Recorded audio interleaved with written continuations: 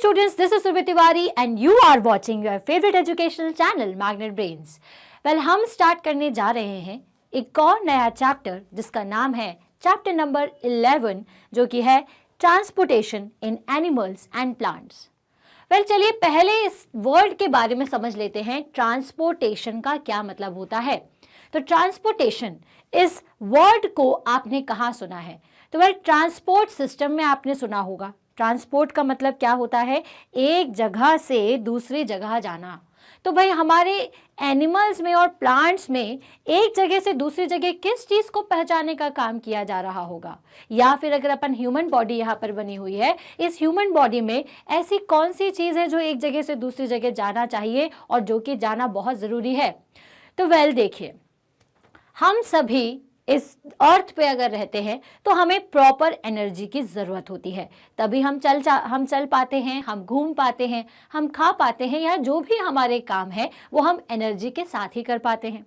ये एनर्जी कहाँ से मिलती है? तो ये एनर्जी मिलती है आपको फूड से, ठीक है। तो जब आप फूड खाते हैं तो उसके सारे जो न्यूट्रिशन है वो आपको कब मिलते हैं? वो आपको मिलते हैं आपके इंटेस्टाइन में जा कर के। इंटेस्टाइन में वो उस फॉर्म में कन्वर्ट होती है जिससे कि जो आपकी एक ब्लड सेल्स क्या काम करें, उन्हें आपके दूसरे पार्ट्स तक पहुंचा दें ताकि आपके हर पार्ट को एनर्जी मिले और हर पार्ट जो है वो प्रॉपर तरीके से फंक्शन कर पाए। तो transportation in animals and in plants का मतलब यही है कि ऐसे सारे न्यूट्रिशंस का बॉडी के डिफरेंट पार्ट में पहुंचना, ठीक है, ट्रांसपोर्ट होना। तो इस पूरे चैप्टर में हम यही डिस्कस करने वाले हैं कि ट्रांसपोर्टेशन एक्चुअल में होता कैसे है, ह्यूमंस में कैसे होता है और एनिमल्स और प्लांट में कैसे होता है। ह्यूमंस में कौन कौन से ऐसे ऑर्गन्स हैं जो कि इन सारी चीज़ों पर काम करते हैं। तो ये सारे जो पॉइंट्स हैं वो हम डिस्कस करने वाले हैं हमारे चैप्टर नंबर 11 में। तो चलिए पहले तो ये जान लेते हैं कि इस चैप्टर में आपको कौन कौन सी चीज़ें या कौन कौन से पॉइंट्स या कौन कौन से नए वर्ड सीखने को मिल जाएंगे। तो वेल सबसे पहले तो हम सर्कुलेटरी सिस्टम पढ़ेंगे जो कि ह्यूमन बॉडी का होगा, जिसमें हम पढ़ेंगे ब्लड के बारे में, ब्लड वेसल्स के बारे में। अब आप सोचेंगे ब्लड के बारे में क्या पढ़ना है? तो भाई ब्लड में बहुत सारी चीज़ें होती हैं। रेड ब्लड सेल्स होती हैं, वाइट ब्लड सेल्स होती हैं, प्लेटलेट्स का आपने नाम सुना होगा, हीमोग्लोबिन का नाम सुना होगा। तो कौन सी ब्लड आरबीसी क्या होती है, डब्ल्यूबीसी क्या होती है, आरबीसी में हीमोग्लोबिन का क्या काम होता है और प्लेटलेट्स का क्या काम होता है, ये सभी आप ब्लड और ब्लड वेसल्स में पढ़ोगे। ब्लड वेसल्स कैसे ट्रांसपोर्ट करती हैं, हार्ट क्या काम करता है, हार्ट बीट कैसे प्रोड्यूस होती हैं, ठीक है। फिर हम पढ़ेंगे excretion in animals, that is excretory system in humans के बारे में हम पढ़ेंगे। Transport of substance in plants पढ़ेंगे, transport of water and minerals and transpiration. साथ ही साथ और देखने को आपको मिलेगा कि इस पूरे सिस्टम को किस तरह से हर ऑर्गेनिज्म हैंडल करता है। क्लियर? तो वेल इंट्रोडक्टरी पार्ट में चलिए ये जान लेते हैं कि भाई ट्रांसपोर्टेशन सिस्टम क्यों इंपॉर्टेंट है। देखिए, all organism need food, water and oxygen for the survival. जैसे मैंने आपको बताया, जितने भी ऑर्गेनिजम्स हों सभी को ही फूड की ज़रूरत पड़ेगी, सबको पानी की और ऑक्सीजन की ज़रूरत पड़ती है, तभी वो सर्वाइव कर पाते हैं। They need to transport all these to various part of their body. अब बॉडी में अगर आपने खाना खा लिया और वो डायरेक्टली बाहर निकल गया तो क्या आपको फ़र्क पड़ेगा? क्या आपकी बॉडी को उसका फ़ायदा मिलेगा? जी नहीं, जब तक कि वो जो फूड है वो आपके डिफरेंट बॉडी पार्ट में ना चला जाए। अब क्या फूड डायरेक्टली उसी फॉर्म में पहुंच जाएगा? जी नहीं, आपको का फॉर्म जो है वो इंटेस्टाइन में जाकर के चेंज हो जाता है। जिस फॉर्म में हमारे ब्लड में घुल करके वो दूसरी जगह पर जाएगा, उसी को हम उसका ट्रांसपोर्टेशन कहते हैं। तो well further animals needs to transport waste to parts from where they can be removed. साथ ही साथ ये जो ट्रांसपोर्ट है वो क्या करता है? ज़रूरी न्यूट्रिशन को एनिमल्स हो चाहे प्लांट्स हो उन्हें या ह्यूमंस हो, उन्हें ज़रूरी जगह पर तो पहुंचाता ही है, साथ ही साथ जो भी वेस्ट प्रोड्यूस होता है इसके बाद उसको रिमूव करने का काम भी ये जो ट्रांसपोर्टेशन सिस्टम है वही करता है। So the food has to be transported to all the parts of the plant. Similarly जैसे ह्यूमंस की बात करें, चाहे एनिमल्स की बात करें या प्लांट की बात करें, सभी में फूड का ज़रूरी इंपॉर्टेंट जगह पर ट्रांसपोर्ट होना बहुत ज़्यादा ज़रूरी है। So this is done by the vascular tissues called the phloem. अगर प्लांट की बात करें तो उसमें दो जरूरी आपके टिश्यूज होते हैं, एक होता है फोइलम और एक होता है जाइलम। फोइलम और जाइलम ये जरूरी टिश्यूज हैं जो कि क्या करते हैं, जो कि ट्रांसपोर्टेशन का काम करते हैं। तो thus xylem and phloem transport substances in the plants. Okay तो जैसे अगर ह्यूमंस की बात करें तो हार्ट होता है, लंग्स होता है, जो कि ज़रूरी ट्रांसपोर्टेशन का काम करते हैं। उसी तरीके से प्लांट में आप क्या पढ़ेंगे कि जाइलम एंड फोलम करते हैं ये ट्रांसपोर्टेशन का काम। इन मोस्ट एनिमल्स की बात करें तो in most animal the blood that circulate in the body distribute the food and oxygen to the different cells of the body. Okay so इसमें जो सेल्स होती हैं जो कि क्या करते हैं, फूड और ऑक्सीजन को डिफरेंट पार्ट्स में पहुंचाते हैं। So transportation is very important for human being as it helps in providing nutrition to the each and every cell, part, organ, tissues, etc. तो ट्रांसपोर्टेशन जो है वो सारे लिविंग ऑर्गेनिज्म में होता है, ठीक है। जैसे हमने हमारे पिछले चैप्टर में पढ़ा था कि रेस्पिरेशन हर एक ऑर्गेनिज्म करता है, उसी तरीके से ट्रांसपोर्टेशन भी बहुत ज़रूरी है। ट्रांसपोर्टेशन का मतलब होता है ज़रूरी न्यूट्रिशंस का हमारी बॉडी के या प्लांट के या एनिमल के डिफरेंट पार्ट्स में पहुंचना, और वेस्ट मटेरियल का, जैसे एनिमल की बात करें या ह्यूमंस की बात करें, वेस्ट मटेरियल का बाहर निकलना, ये सभी ट्रांसपोर्टेशन सिस्टम में होता है। अगर प्लांट्स की बात करें तो जैसा मैंने बताया जाइलम एंड फोलम ऐसे टिश्यूज होते हैं जो कि ट्रांसपोर्टेशन का काम करते हैं। ह्यूमंस में ब्लड्स होते हैं, ब्लड सेल्स होती हैं, साथ ही साथ हार्ट्स, लंग्स, ये सभी मिलकर के ट्रांसपोर्टेशन सिस्टम को बहुत अच्छा और बेहतर बनाते हैं। ओके क्योंकि ये इन्हीं के थ्रू जो ऑक्सीजन है, जो फूड है, वो हमारी सारी बॉडीज पार्ट में जाता है। Similarly in animals. Okay so it is also contain transport of oxygen, which is most important, without which no human being can survive. The component of the transport system in human beings are, well जैसे मैंने आपको बताया कि ये जो ज़रूरी points हैं बिल्कुल आप ध्यान रखते जाएं, इसको नोट करते जाएं कि जो भी आपके जो जितना भी ट्रांसपोर्टेशन है वो चाहे ऑक्सीजन चाहे फूड का हो, उसमें न्यूट्रिशन भी जाएंगे और ऑक्सीजन कंटेन भी जाता है। और ह्यूमन बॉडी में अगर देखा जाए तो ये जो ट्रांसपोर्टेशन सिस्टम है उसमें कौन कौन से कंपोनेंट होते हैं, तो उसमें होता है heart, blood and blood vessels, ठीक है। तो ये तीनों चीजें किस लिए जरूरी है, हमारे ट्रांसपोर्टेशन के लिए ह्यूमन बॉडी में। The function of the heart, अब अगर एक एक की फंक्शन की बात करें तो हार्ट का काम क्या होता है, टू पंप ऑक्सीजनेटेड ब्लड, जो भी ऑक्सीजनेटेड ब्लड होता है उसको पंप करना throughout the body and receive deoxygenated blood from the various body parts and send this impure blood to the lungs for the oxygenation. Lungs क्या करते हैं, actually lungs आपके बॉडी के purifier होते हैं। ये ब्लड को प्योरीफाई करके कहाँ पहुंचाते हैं, हार्ट को, और ये हार्ट क्या करता है, फिर उसको पंप करता है, ठीक है। प्यूरिफाई होने के लिए लंग्स में गया, फिर वो गया आपके हार्ट में। हार्ट क्या करता है भाई, ये जो भी बॉडी का ब्लड है उसको दूसरे पार्ट में पहुंचाने का काम करता है। तो heart is to pump the oxygenated blood throughout the body and receive the deoxygenated blood from the various body part and send to the impure blood to the lung for the oxygenation. तो heart जो है वो impure को lungs तक भी पहुंचाएगा और जो प्योर है उसे डिफरेंट बॉडी पार्ट्स में पहुंचाता है। वेल हम स्टार्ट कर चुके हैं चैप्टर नंबर 11, जिसका इंट्रोडक्टरी पार्ट मैंने हमारे प्रीवियस वीडियो में आपको बता दिया था। चलिए स्टार्ट करते हैं हमारे पहले टॉपिक से, जिसका नाम है सर्क्यूलेटरी सिस्टम। तो हम सबसे पहले पढ़ेंगे ह्यूमंस का सर्क्यूलेटरी सिस्टम। तो सर्क्यूलेटरी मतलब सर्कुलेशन होना, तो हमारी बॉडी में किस चीज का सर्कुलेशन होता है। वेल यहाँ पर एक क्वेश्चन पूछा गया हुआ है कि what happens when you get a cut on your body. तो हमने आपको बताया कि हमारी बॉडी में एक चीज़ का सर्कुलेशन होता है जिसको आप क्या कहते हो, ब्लड। जब जैसे ही कहीं का पर भी कट लगता है तो ब्लड बहना शुरू हो जाता है। दैट मीन्स कि पूरी हमारी बॉडी में एक तरीके का फ्लूइड बहता है जिसको हम कहते हैं ब्लड। ये जो ब्लड होता है इसमें होता है एक फ्लूइड जिसको हम कहते हैं प्लाज्मा। क्या कहते हैं, प्लाज्मा। ये जो प्लाज्मा है इसमें होती हैं रेड ब्लड सेल्स और white blood cells. Red blood sales में होता है हीमोग्लोबिन जो कि हमारी बॉडी के लिए बहुत ज़्यादा इंपॉर्टेंट है, और जो वाइट ब्लड सेल्स है जिसको अपन WBC कहते हैं उसमें होता है प्लेटलेट्स, ठीक है। अब ये प्लेटलेट्स का क्या काम है, तो वेल आपने देखा होगा कि कभी कभी आप तेज़ी से दौड़ते हैं और दौड़ते दौड़ते आप गिरते हैं तो आपको ब्लड निकलना चालू हो जाता है, लेकिन थोड़ी ही देर बाद क्या होता है, वो ब्लड वहाँ पर सूखना शुरू हो जाता है। तो वो किसकी वजह से होता है, वो होता है हमारी प्लेटलेट्स की मदद से, ठीक है। ये जो हीमोग्लोबिन है, ठीक है, ये हमारी पूरी बॉडी में ऑक्सीजन लेवल को मेंटेन करके रखता है। राइट। तो मतलब जो ब्लड है उसके अंदर बहुत सारे फ्लूइड्स हैं जो कि हमारी सारी बॉडी के लिए इंपॉर्टेंट है। ये जो ब्लड है इसका क्या क्या काम होता है, अब हमने ये तो जान लिया कि ब्लड के अंदर इतनी सारी चीज़ें होती हैं। तो अगर अपन देखें शॉर्ट में, मैं आपको पॉइंट वाइज भी अभी बताऊंगी जो कि आप नोट डाउन कर सकते हैं।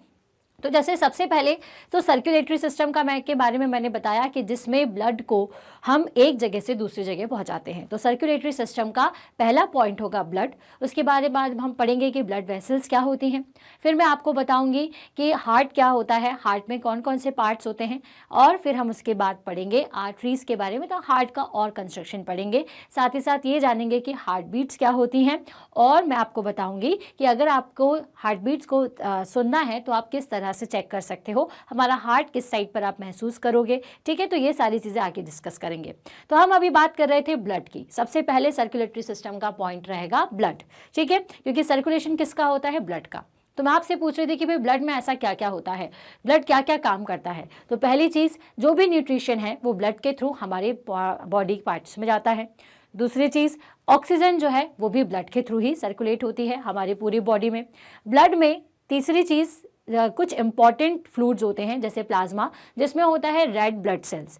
रेड ब्लड सेल्स में होती हैं हीमोग्लोबिन, जो कि ऑक्सीजन को बेहतर तरीके से हमारी बॉडी में पहुंचाती हैं, जिसकी वजह से हम एनर्जाइज्ड महसूस करते हैं। तीसरा होता है WBC सेल्स। WBC सेल्स में होती हैं प्लेटलेट्स, जो कि खून का थक्का, जैसे आपने सुना होगा, उसको जमाने के लिए काम में आते हैं। जब भी हमें चोट लगती है तो हम थोड़ी देर बाद देखते हैं कि वहाँ पर खून जमना शुरू हो गया, फर्दर फ्लो नहीं करता, क्योंकि अगर पूरा ब्लड जो है वो निकल जाएगा तो क्या होगा, आपकी बॉडी में ब्लड की कमी हो सकती है, आपको बहुत ज़्यादा लो एनर्जी जैसा लगने लगता है, आप बेहोश भी हो सकते हैं। ठीक है, तो ये जो प्लेटलेट्स हैं वो भी कम नहीं होना चाहिए, ना तो WBC काउंट कम होना चाहिए, ना ही RBC काउंट कम होना चाहिए। तो वेल, ये सारे काउंट को मेंटेन कैसे किया जाता है, तो प्रॉपर फूड खा करके, प्रॉपर न्यूट्रिशन के साथ। तो पहला पॉइंट तो था ब्लड। चलिए इसके ज़रूरी पॉइंट देख लेते हैं। तो blood is the fluid which flows in the blood vessels. पहला पॉइंट याद रखिएगा कि ब्लड एक तरीके का फ्लूइड है जो कि ब्लड वेसल्स में फ्लो करता है। It transport the substance like digested food from the small intestine to the other part of the body. ये क्या करता है, जैसे हमने जब आप आगे पढ़ोगे डाइजेशन, या आप पढ़ कर चुके हैं, तो डाइजेशन के टाइम पर आपको बताया था कि स्मॉल इंटेस्टाइन में जो भी आपका फूड होता है, जो पचा हुआ फूड होता है, डाइजेस्टेड फूड जो होता है, उसको ब्लड सेल्स के द्वारा दूसरे ऑर्गन्स तक पहुंचाया जाता है, दूसरे पार्ट्स तक पहुंचाया जाता है। तो ब्लड का काम क्या है, ब्लड का काम है ट्रांसपोर्ट करना substance like digested food from the small intestine to the other parts of the body. Small intestine से बॉडी के दूसरे पार्ट में पहुंचाने का काम ब्लड करता है। दूसरे पॉइंट्स क्या है कि it carries oxygen from the lungs to the cells of the body. ठीक है, ये हमारी बॉडी से ऑक्सीजन को लेकर के दूसरे पॉइंट तक पहुंचाएगा। It also transport waste from removal from the body. जैसे मैंने सारे पॉइंट्स बताए थे, ये एक और इंपॉर्टेंट पॉइंट है कि ये क्या करता है, ये वेस्ट को रिमूव करने का भी काम करता है, वेस्ट को भी उस पॉइंट तक ले जाता है जहां से ये रिमूव हो जाए। How does the blood carries various substances. तो ये सारे सब्सटेंसेस ब्लड में कैसे होते हैं, तो देखिए, blood is composed of a fluid. जैसे मैंने आपको बताया था कि ब्लड ये सारे सब्सटेंसेस को अलग अलग फॉर्म में कैरी करता है। जैसे ब्लड में बहुत सारी चीजों का कॉम्बिनेशन होता है, it is a combination of food. जैसे कंपोज्ड ऑफ फूड लिखा है, मतलब कि बहुत सारे उसमें बहुत सारे फ्लूइड मिक्स रहते हैं, है ना, जिसको अपन क्या कहते हैं, plasma. In which different types of cells are suspended, जिसमें बहुत सारे टाइप के सेल्स होते हैं। ठीक है, ब्लड में क्या होता है, प्लाज्मा, प्लाज्मा में सेल्स होती हैं। जैसे पहली होती है red blood cell. One type of cell are red blood cell, जिसको आप RBC कहते हो, जिसमें होते हैं रेड पिगमेंटेड। ठीक है, रेड पिगमेंट होता है जिसको हम कहते हैं haemoglobin.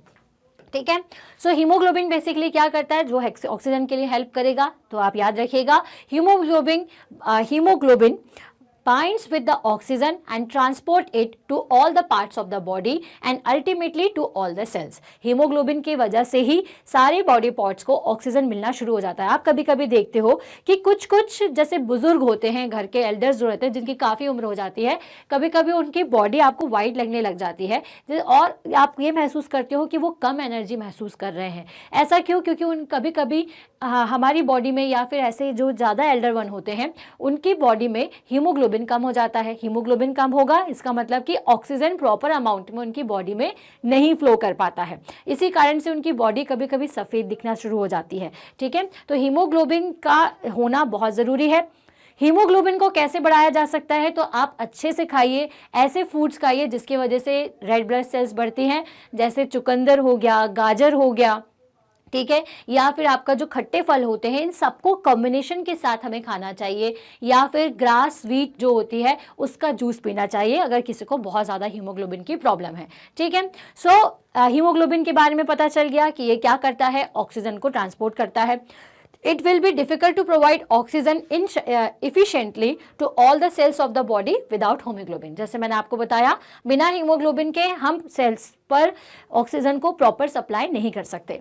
The presence of haemoglobin makes blood appear red, और इसी हीमोग्लोबिन के प्रेजेंस की वजह से जो ब्लड होता है वो रेड कलर का दिखाई देता है, ठीक है। तो वेल, अभी तक अपन ने क्या समझ लिया, अभी तक हम ब्लड के बारे में पढ़ रहे हैं कि ब्लड ही जो है वो सारे न्यूट्रिशंस को पहुंचाता है। तो कैसे पहुंचाता है, कैसे इतना सारा काम कर लेता है, तो ब्लड जो है वो होता है कॉम्बिनेशन ऑफ डिफरेंट फ्लूइड्स, जैसे कि उसमें प्लाज्मा होता है, प्लाज्मा में बहुत सारी सेल्स होती हैं, रेड ब्लड सेल्स होती हैं, वाइट ब्लड सेल्स होती है। रेड ब्लड सेल्स में होता है हीमोग्लोबिन, जो कि किस लिए इंपॉर्टेंट है, जो कि ऑक्सीजन के ट्रांसपोर्ट के लिए इंपॉर्टेंट है। चलिए, तो पहली सेल्स के बारे में तो हमने पढ़ लिया प्लाज्मा की, अब दूसरी कौन सी होती है, दूसरी होती है व्हाइट ब्लड सेल। तो व्हाइट ब्लड सेल का काम क्या होता है, तो व्हाइट ब्लड सेल्स बेसिकली जितने भी जर्म्स हैं उनके अगेंस्ट फाइट करती हैं, okay. The white blood cell, the blood also has a white blood cells, जिसको हम WBC कहते हैं, which fight against germs that में एंटर आवर बॉडी। अब हमारी बॉडी में कई तरीके के जर्म्स एंटर कर जाते हैं,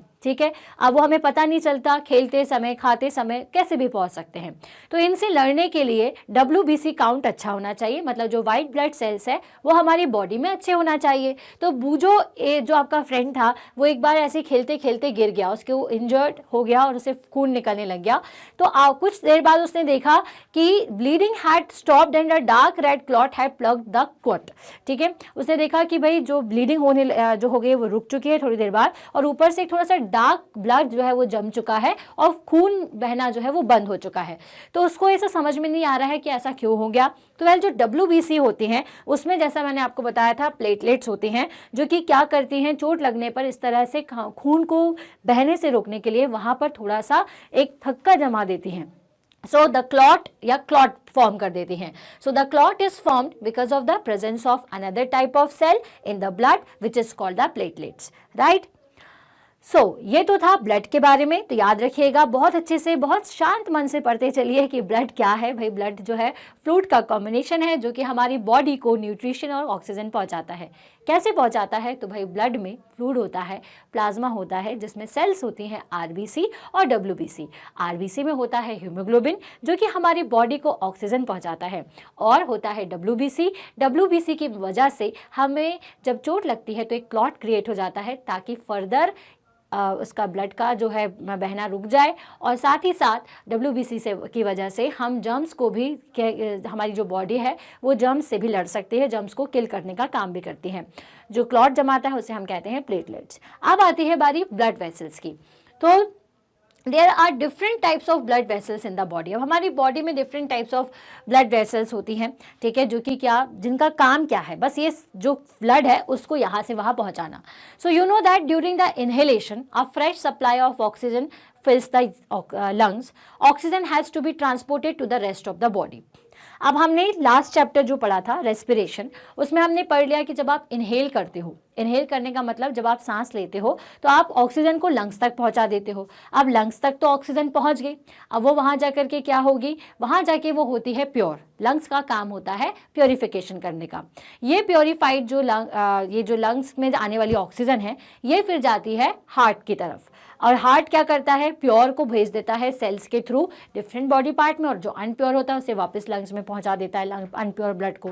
तो वही जो ब्लड वेसल्स है, इसका काम फिर क्या हुआ, तो वेल बेसिकली ये जो ब्लड है, ठीक है, वो इन ब्लड वेसल्स की मदद से ही, ऑक्सीजन से मिला हुआ जो ब्लड है वो इन ब्लड वेसल्स की मदद से ही एक जगह से दूसरी जगह जाता है। So oxygen has to be transported to the rest of the body. Also the blood picks up the waste material including carbon dioxide from the cells, this blood has to go back to the heart for the transport to the lung for removal of the carbon dioxide. Well देखिए, हमने body में lung में oxygen को भेजा, oxygen ने heart को भेजा। अब हार्ट ने दो तरीके से, एक जगह ऑक्सीजन कंटेंट उसके पास ब्लड था और एक जगह पर कार्बन डाइऑक्साइड कंटेंट। तो जो ऑक्सीजन कंटेंट था उसको तो उसने डिफरेंट पार्ट में भेज दिया, और जिसमें कार्बन डाइऑक्साइड था जो कि वापस से हमारी बॉडी से होते हुए हार्ट में आया, उसको अगेन किस में भेज देगा, लंग्स में, ताकि जितना भी कार्बन डाइऑक्साइड का कंटेंट है वो ऊपर की तरफ चला जाए। तो this blood has to go back to the heart for the transport of the lungs for removal of the carbon dioxide. So the two types of blood vessels, arteries and veins are presented in the body. ठीक है, तो अब भाई ये जो सारा काम है जिसके बारे में अभी हमने डिस्कस किया कि ऑक्सीजन, साफ ऑक्सीजन का आना, कार्बन डाइऑक्साइड का बाहर जाना, हार्ट से लंग पर, लंग से हार्ट पर, ये सब कौन करता है, ब्लड वेसल्स करता है। तो ये दोनों काम अलग अलग होना चाहिए, कार्बन डाइऑक्साइड मिक्स ब्लड अलग होना चाहिए और ऑक्सीजन मिक्स ब्लड अलग होना चाहिए।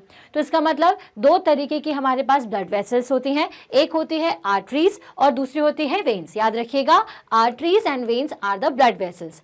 आर्टरीज क्या करेगी, arteries carry oxygen rich blood from the heart to all parts of the body. ये जो आर्टरीज होती हैं ये ऑक्सीजन मिक्स ब्लड को हमारी पूरी बॉडी में फैलाने का काम करती हैं। Since the blood flow in a rapid and at a high pressure the arteries have a thick elastic wall. अब क्योंकि ब्लड थोड़ा प्रेशर से बहता है इसलिए जो आर्टरीज होती हैं उनकी इलास्टिक वॉल्स जैसी होती हैं। ठीक है, let us perform an activity to study the flow of blood through the arteries. चलिए एक एक्टिविटी देखते हैं कि आर्टरीज से किस तरह से ब्लड बहता होगा। Place the middle and index finger of your right hand on the inner side of your left wrist. ठीक है, अब आपकी जो लेफ्ट रिस्ट है उसके इनर साइड पे इस तरह से आप हाथ को रख लीजिए। What do you think? There is a throbbing. This throbbing is called the pulse and it is due to the blood flowing in the arteries. Well, आप देखते होंगे कि आपके कभी कभी जब आप बीमार होते हैं तो डॉक्टर आपको यहाँ से आपकी पल्स चेक करते हैं। तो पल्स को चेक करने का मतलब क्या होता है, ब्लड का फ्लो चेक करना। अगर आप इस तरह से पकड़ के देखेंगे तो आप फील कर पाएंगे कि आपको कुछ सा बहता हुआ या कुछ ऐसा फ्लोट करता हुआ सा, थ्रोबिंग होता हुआ सा दिखाई दे रहा है, महसूस हो रहा है। तो ये किस वजह से होता है, तो ये जो थ्रोबिंग है, this throbbing is called the pulse and it is due to the blood flowing in the arteries. ये ब्लड जो है हमारी आर्टरीज में जाता है, इसी को हम थ्रोबिंग कहते हैं। Count the number of pulse beats in 1 minute. How many pulse beat could you count? The number of beats per minute is called the pulse rate. ठीक है, अब ये पल्स रेट अलग अलग हो सकता है, जैसे अपना रेस्पिरेशन में आपका ब्रीथिंग रेट अलग अलग हो सकता है, पर पल्स बीट भी हो सकती है different. Resting person usually has a pulse rate between 72 and 80 beats per minute. जो अगर कोई पर्सन रेस्ट की कंडीशन में है तो उसको 72 से 80 बीट्स पर मिनट मिलेगी। अगर कोई पर्सन आपका जो खेल कूद के आ रहा है तो वो पल्स थोड़ी बहुत डिफरेंट हो सकती है, कोई बीमार है तो पल्स डिफरेंट हो सकती है। Find other places in your body where you can feel the pulse, record on pulse with beats per minute and those of your classmate. ठीक है, अब आपको क्या करना है, अपने सारे दोस्तों के साथ मिलकर के आप इसको देख सकते हैं कि क्या पर्सन टू पर्सन भी पल्स बीट वेरी करती है, और ऐसे सभी जगह आइडेंटिफाई करना है जहां पर आपको ये जो पल्स बीट है, जो पल्स की बीट्स हैं वो महसूस होती हों। तो चलिए, अभी तो अपन ने आर्टरीज के बारे में देखा। तो आर्टरी का काम क्या होता है, आर्टरीज का काम होता है ऑक्सीजन मिक्स जो ब्लड है उसको पहुंचाने का काम डिफरेंट बॉडीज में। अब आती है वेन्स। ठीक है, so veins are the vessels which carry carbon dioxide rich blood from all the part of the body back to the heart. veins क्या करती हैं, जितना भी unpure blood है उसको वापस से हार्ट में लेकर के आने का काम करती हैं। The veins have the thin walls. There are several walls present in the veins which allow the blood flow only towards the heart. अब इसमें क्या होते हैं, बहुत सारे तरीके के इस तरह के आप देखोगे तो वॉल्स बनी होती हैं, थिन वॉल्स, और वॉल्व्स लगे होते हैं जो कि क्या करती हैं, सभी का डायरेक्शन हार्ट के उस तरफ होता है जहां पर अनप्योर ब्लड को जाना चाहिए।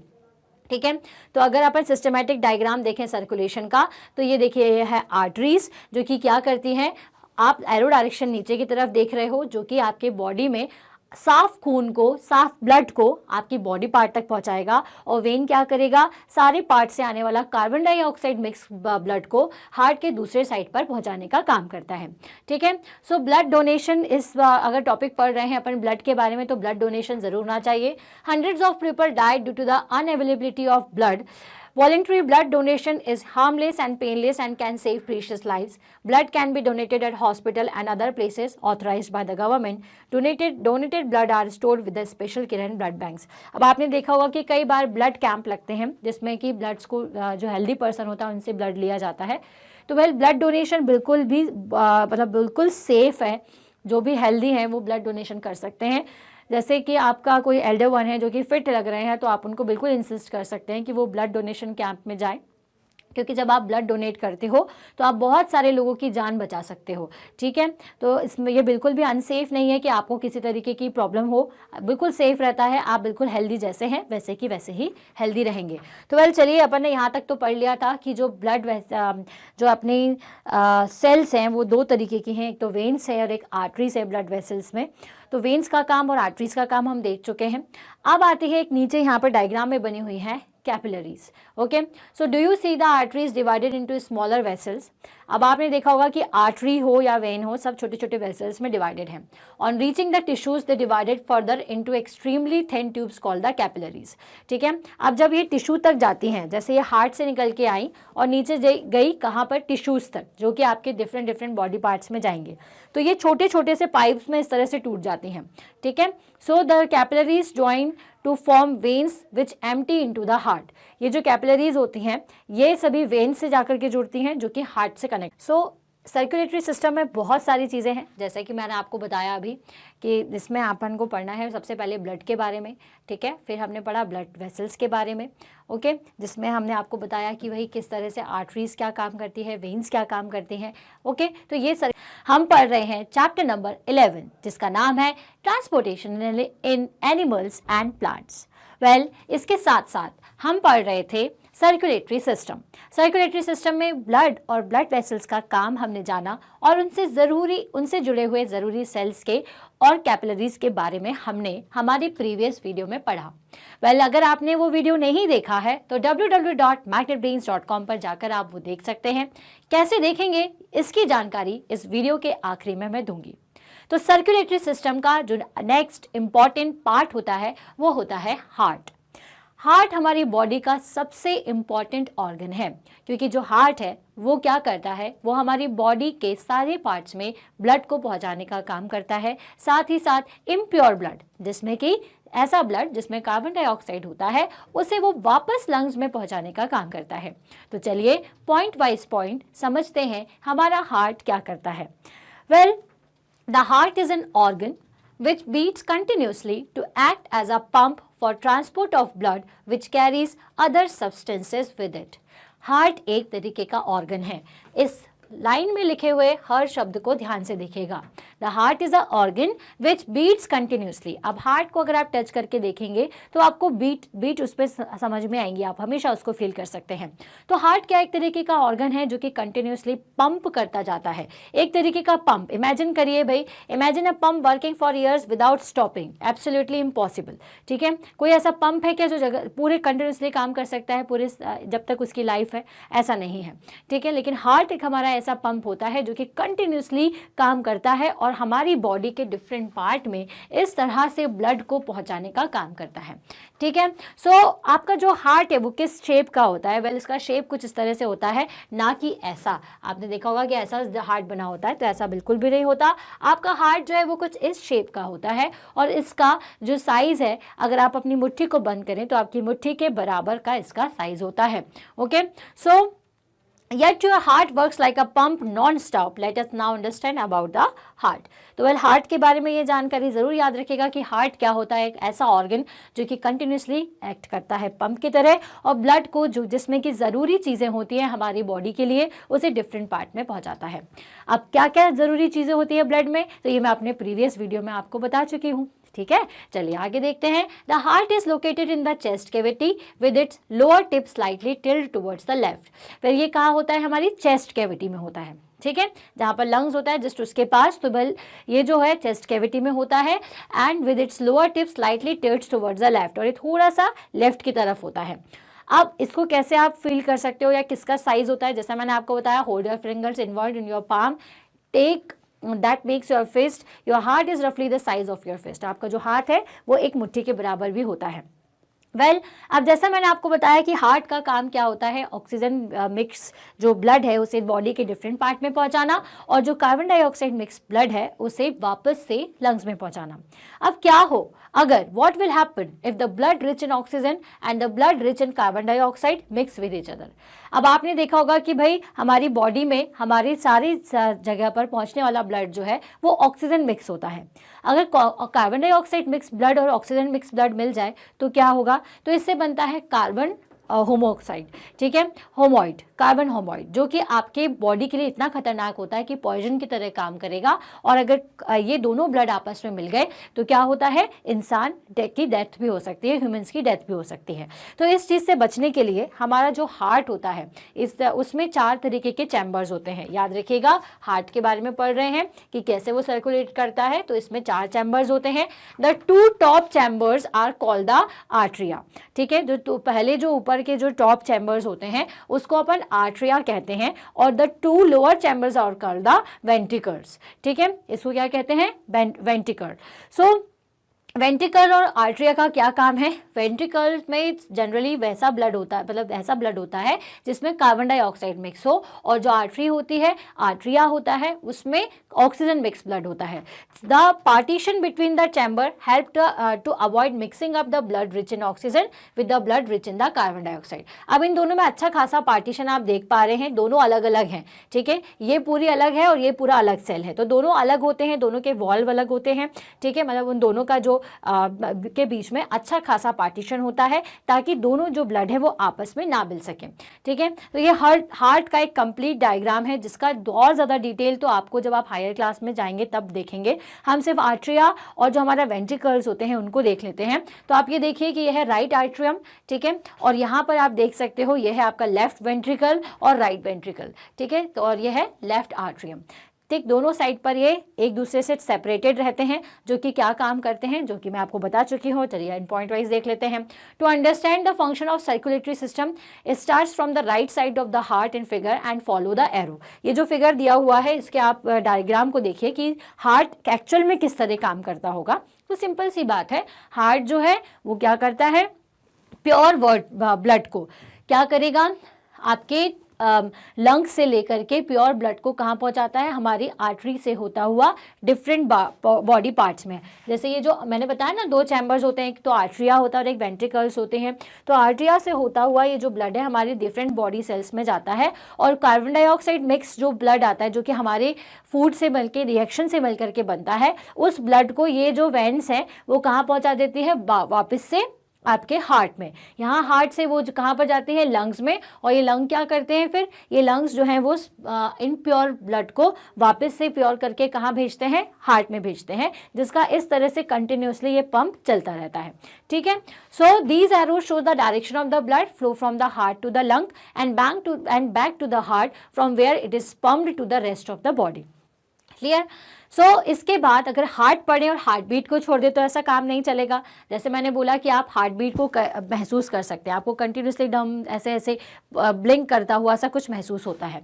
सो the walls of the chambers of the heart are made up of the muscles. ये जो हमारे हार्ट के जो चैम्बर्स हैं जिनके बारे में मैंने अभी आपको बताया, वो एक तरीके से एक मसल्स से बनी हुई होती हैं, ठीक है। सो अब इस मसल्स में ब्लड के सर्कुलेशन की वजह से क्या होता है कि इस तरीके का मोशन हमें फील होता है, जिसको हम हार्ट बीट कहते हैं। These muscles contract and relax rhythmically. ये जो मसल्स हैं वो क्या करती है, कॉन्ट्रैक्ट और क्या होती हैं, रिलैक्स होती जाती है। कॉन्ट्रैक्ट होती हैं फिर रिलैक्स होती हैं। जैसे आपके लंग्स में जब आप इनहेल करते हो तो क्या करते हैं, अपने लंग्स फूल जाते हो, जब एक्सहेल करते हो तो वो बाहर जाते हैं। उसी तरीके से ये जो आपकी मसल्स हैं वो पहले कॉन्ट्रैक्ट होती हैं फिर धीरे धीरे रिलैक्स होती हैं। This rhythm contraction followed by its relaxation constitute a heart beat. इन्हीं का कॉन्ट्रैक्ट होना और रिलैक्स होना ये कंटिन्यूसली जब होता है तो वो हमें हार्ट बीट की तरह महसूस होता है। Remember that heart beats continue every movement of our life. अब ये जो हार्ट बीट है ऑब्वियस सी बात है, क्योंकि सर्कुलेशन प्रॉपर तरीके से होगा तभी हम जी पाएंगे। तो जब तक हम जीते हैं तब तक हमें यह हार्ट बीट महसूस होती है। Clear. So if you place your hand on the left side of your chest, you can feel the heartbeat. The doctor feels your heartbeats with the help of the instrument called the stethoscope. ठीक है, अब ये stethoscope क्या होता है, आपने देखा होगा कि उनके कान में लगाते हैं और एक स्टेथोस्कोप का जो पोर्शन होता है वो आपके हाथ में या फिर आपके इस लेफ्ट साइड पे लगाया जाता है ताकि वो आपकी हार्ट बीट को बेहतर तरीके से सुन सके. A doctor uses the stethoscope as a device to amplify the sound of the heart. It consists of a chest piece that carries a sensitive diaphragm, 2 year pieces and a tube joining the parts. फिर आप इसे बना भी सकते हो, जैसे अभी एक एक्टिविटी मैं आपको बताऊंगी जिससे आप एक स्टेथोस्कोप को बना करके अपनी हार्ट बीट को फील कर सकते हो. So doctors can get clues about the condition of your heart by listening through the stethoscope. Let us construct a model by stethoscope with a material that are available around us. Okay, so इसमें हम एक activity को भी follow करेंगे 11.2 जिसमें हम stethoscope बनाना सिखाएंगे. तो वेल हार्ट बीट के बारे में आप जान चुके कि क्यों होते हैं. हमारी जो मसल्स है वो कॉन्ट्रैक्ट और रिलैक्स होती हैं जिसकी वजह से हमें हार्ट बीट महसूस होती है. इस हार्ट बीट को आप हाथ रख के भी महसूस कर सकते हो और प्रॉपर तरीके से डॉक्टर इसको कैसे एनालिसिस करते हैं, स्टेथोस्कोप की मदद से. वेल ये इसको महसूस करना क्यों ज़रूरी है, क्योंकि अगर हार्ट बीट नॉर्मल नहीं है, कभी कभी आप देखते हो कि हार्ट बीट बहुत तेज़ी से चलती है जब आप बहुत तेज दौड़ करके आते हो या डांस वांस करके आते हो, या फिर अगर कोई इंसान बीमार है तो उस कंडीशन में भी उसके हार्ट बीट से पता लगाया जा सकता है कि उसकी कंडीशन कितनी ज़्यादा क्रिटिकल है या फिर नहीं है. ठीक है, तो पहले इस स्टेथोस्कोप को जो है आप घर पे कैसे बना सकते हैं. तो आपको क्या करना है, take a small funnel of a 6 to 7 centimetre diameter. एक फनल लेना है जिसका 6 to 7 सेंटीमीटर का डायमीटर हो. Fix a rubber tube tightly on the stem of the funnel. अब ये जो फनल है उसके स्टैम पर एक रबर के ट्यूब को टाइटली क्या कर दो, आप बांध दो. ठीक है, stretch a rubber sheet on the mouth of the funnel and fix it tightly with the rubber. अब उस रबर को ऊपर लेना, ये जैसे ये फनल है, ठीक है, अब आप ऊपर यहाँ से रबर को करते हो इसके माउथ तक उस पीस को लेकर के जाना. Stretch a rubber sheet on the mouth of the funnel and fix it tightly with a rubber band. Put the open end of the tube on one of your ears. अब आपको एक कान में उस open year को लगाना है, open जो portion है फनल का. And place the mouth of the funnel on your chest near the heart. और जो फनल का माउथ है उसको अपने चेस्ट के पास रखना है.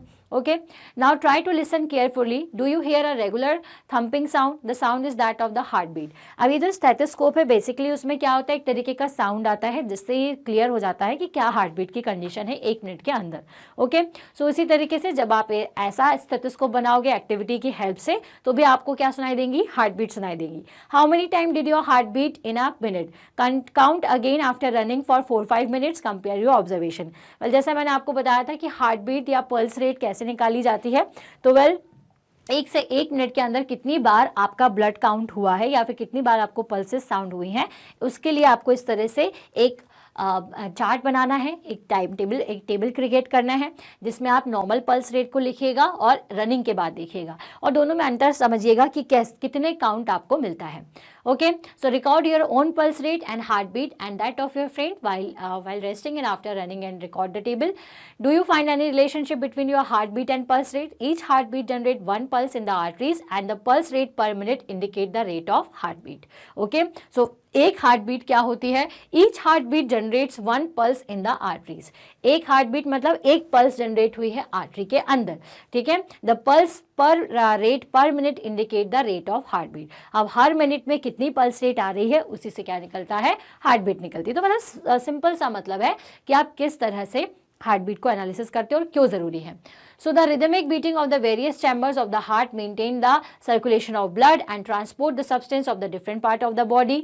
ठीक है, so Bujo wonders if sponges and hydra also have the blood. Animals such as sponges and hydra do not possess any circulatory system. तो वेल इनके सर्कुलेटरी सिस्टम के बारे में तो मैं आपको नेक्स्ट क्लास में ज़रूर बताऊंगी. अब एक बारी है इंग्लिश फिजिशियन विलियम हार्वे के बारे में जानने में. तो अभी तक हमने सर्कुलेटरी सिस्टम के ब्लड के बारे में, ब्लड वेसल्स के बारे में पढ़ लिया. साथ ही साथ हमने आपको हार्ट के बारे में बताया कि हार्ट में क्या ज़रूरी चीज़ें होती हैं और किस तरह से ये ऑक्सीजन मिक्स ब्लड को और कार्बन डाइऑक्साइड मिक्स ब्लड को कहाँ से कहाँ पहुँचाता है. साथ में हमने हार्ट बीट के बारे में पढ़ा कि हार्ट बीट क्यों प्रोड्यूस होती हैं. एक एक्टिविटी करके देखिए जिससे हम हार्ट बीट को आइडेंटिफाई कर सकते हैं या मेजर कर सकते हैं.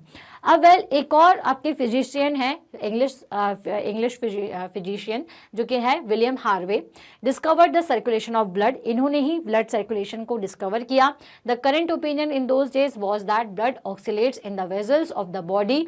For his views Harvey was ridiculed and was called the circulator. He lost most of his patients. However, before he died, Harvey's idea about circulation was generally accepted by the biological fact.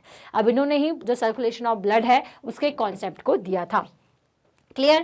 So the water in which they live brings food and oxygen as it enters their body. ये बात हो रही है आपके hydra की और sponges की. तो पूछा गया कि क्या इनके अंदर भी ब्लड होता है. तो चलिए, so the water in which they lives bring food and oxygen as it enter their body. The water carries away waste material and carbon dioxide as it moves. Thus these animal do not need a circulatory fluid like blood. So इसीलिए क्या होता है कि ये जो sponges हैं या फिर इनको अगर आप देखोगे तो इनके अंदर ब्लड नहीं होता. ब्लड नहीं होगा तो क्या ये रेस्पिरेशन नहीं करते? जी हाँ, रेस्पिरेशन करते हैं. रेस्पिरेशन करने के लिए क्या है ज़रूरी? रेस्पिरेशन करने के लिए है ऑक्सीजन और फूड की ज़रूरत.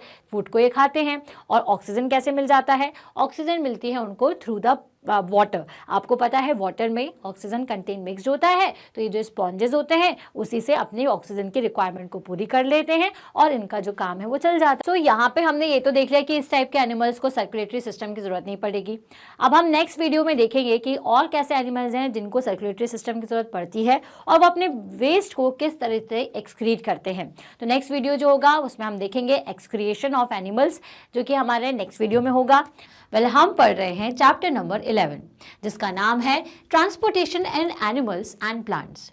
हमने लास्ट क्लास में इसके कुछ टॉपिक कवर कर चुके हैं. अगर आपने नहीं देखे हैं तो आप देख सकते हैं www.magnetbrains.com पर जाकर. कैसे देखेंगे ये मैं इस वीडियो के लास्ट में आपसे ज़रूर शेयर करूंगी. अब बारी आती है हमारे नेक्स्ट टॉपिक की जिसका नाम है एक्सक्रीशन इन एनिमल्स. अभी तक हमने आपको लंग्स का फंक्शन बता दिया, हमने हार्ट का फंक्शन देख लिया.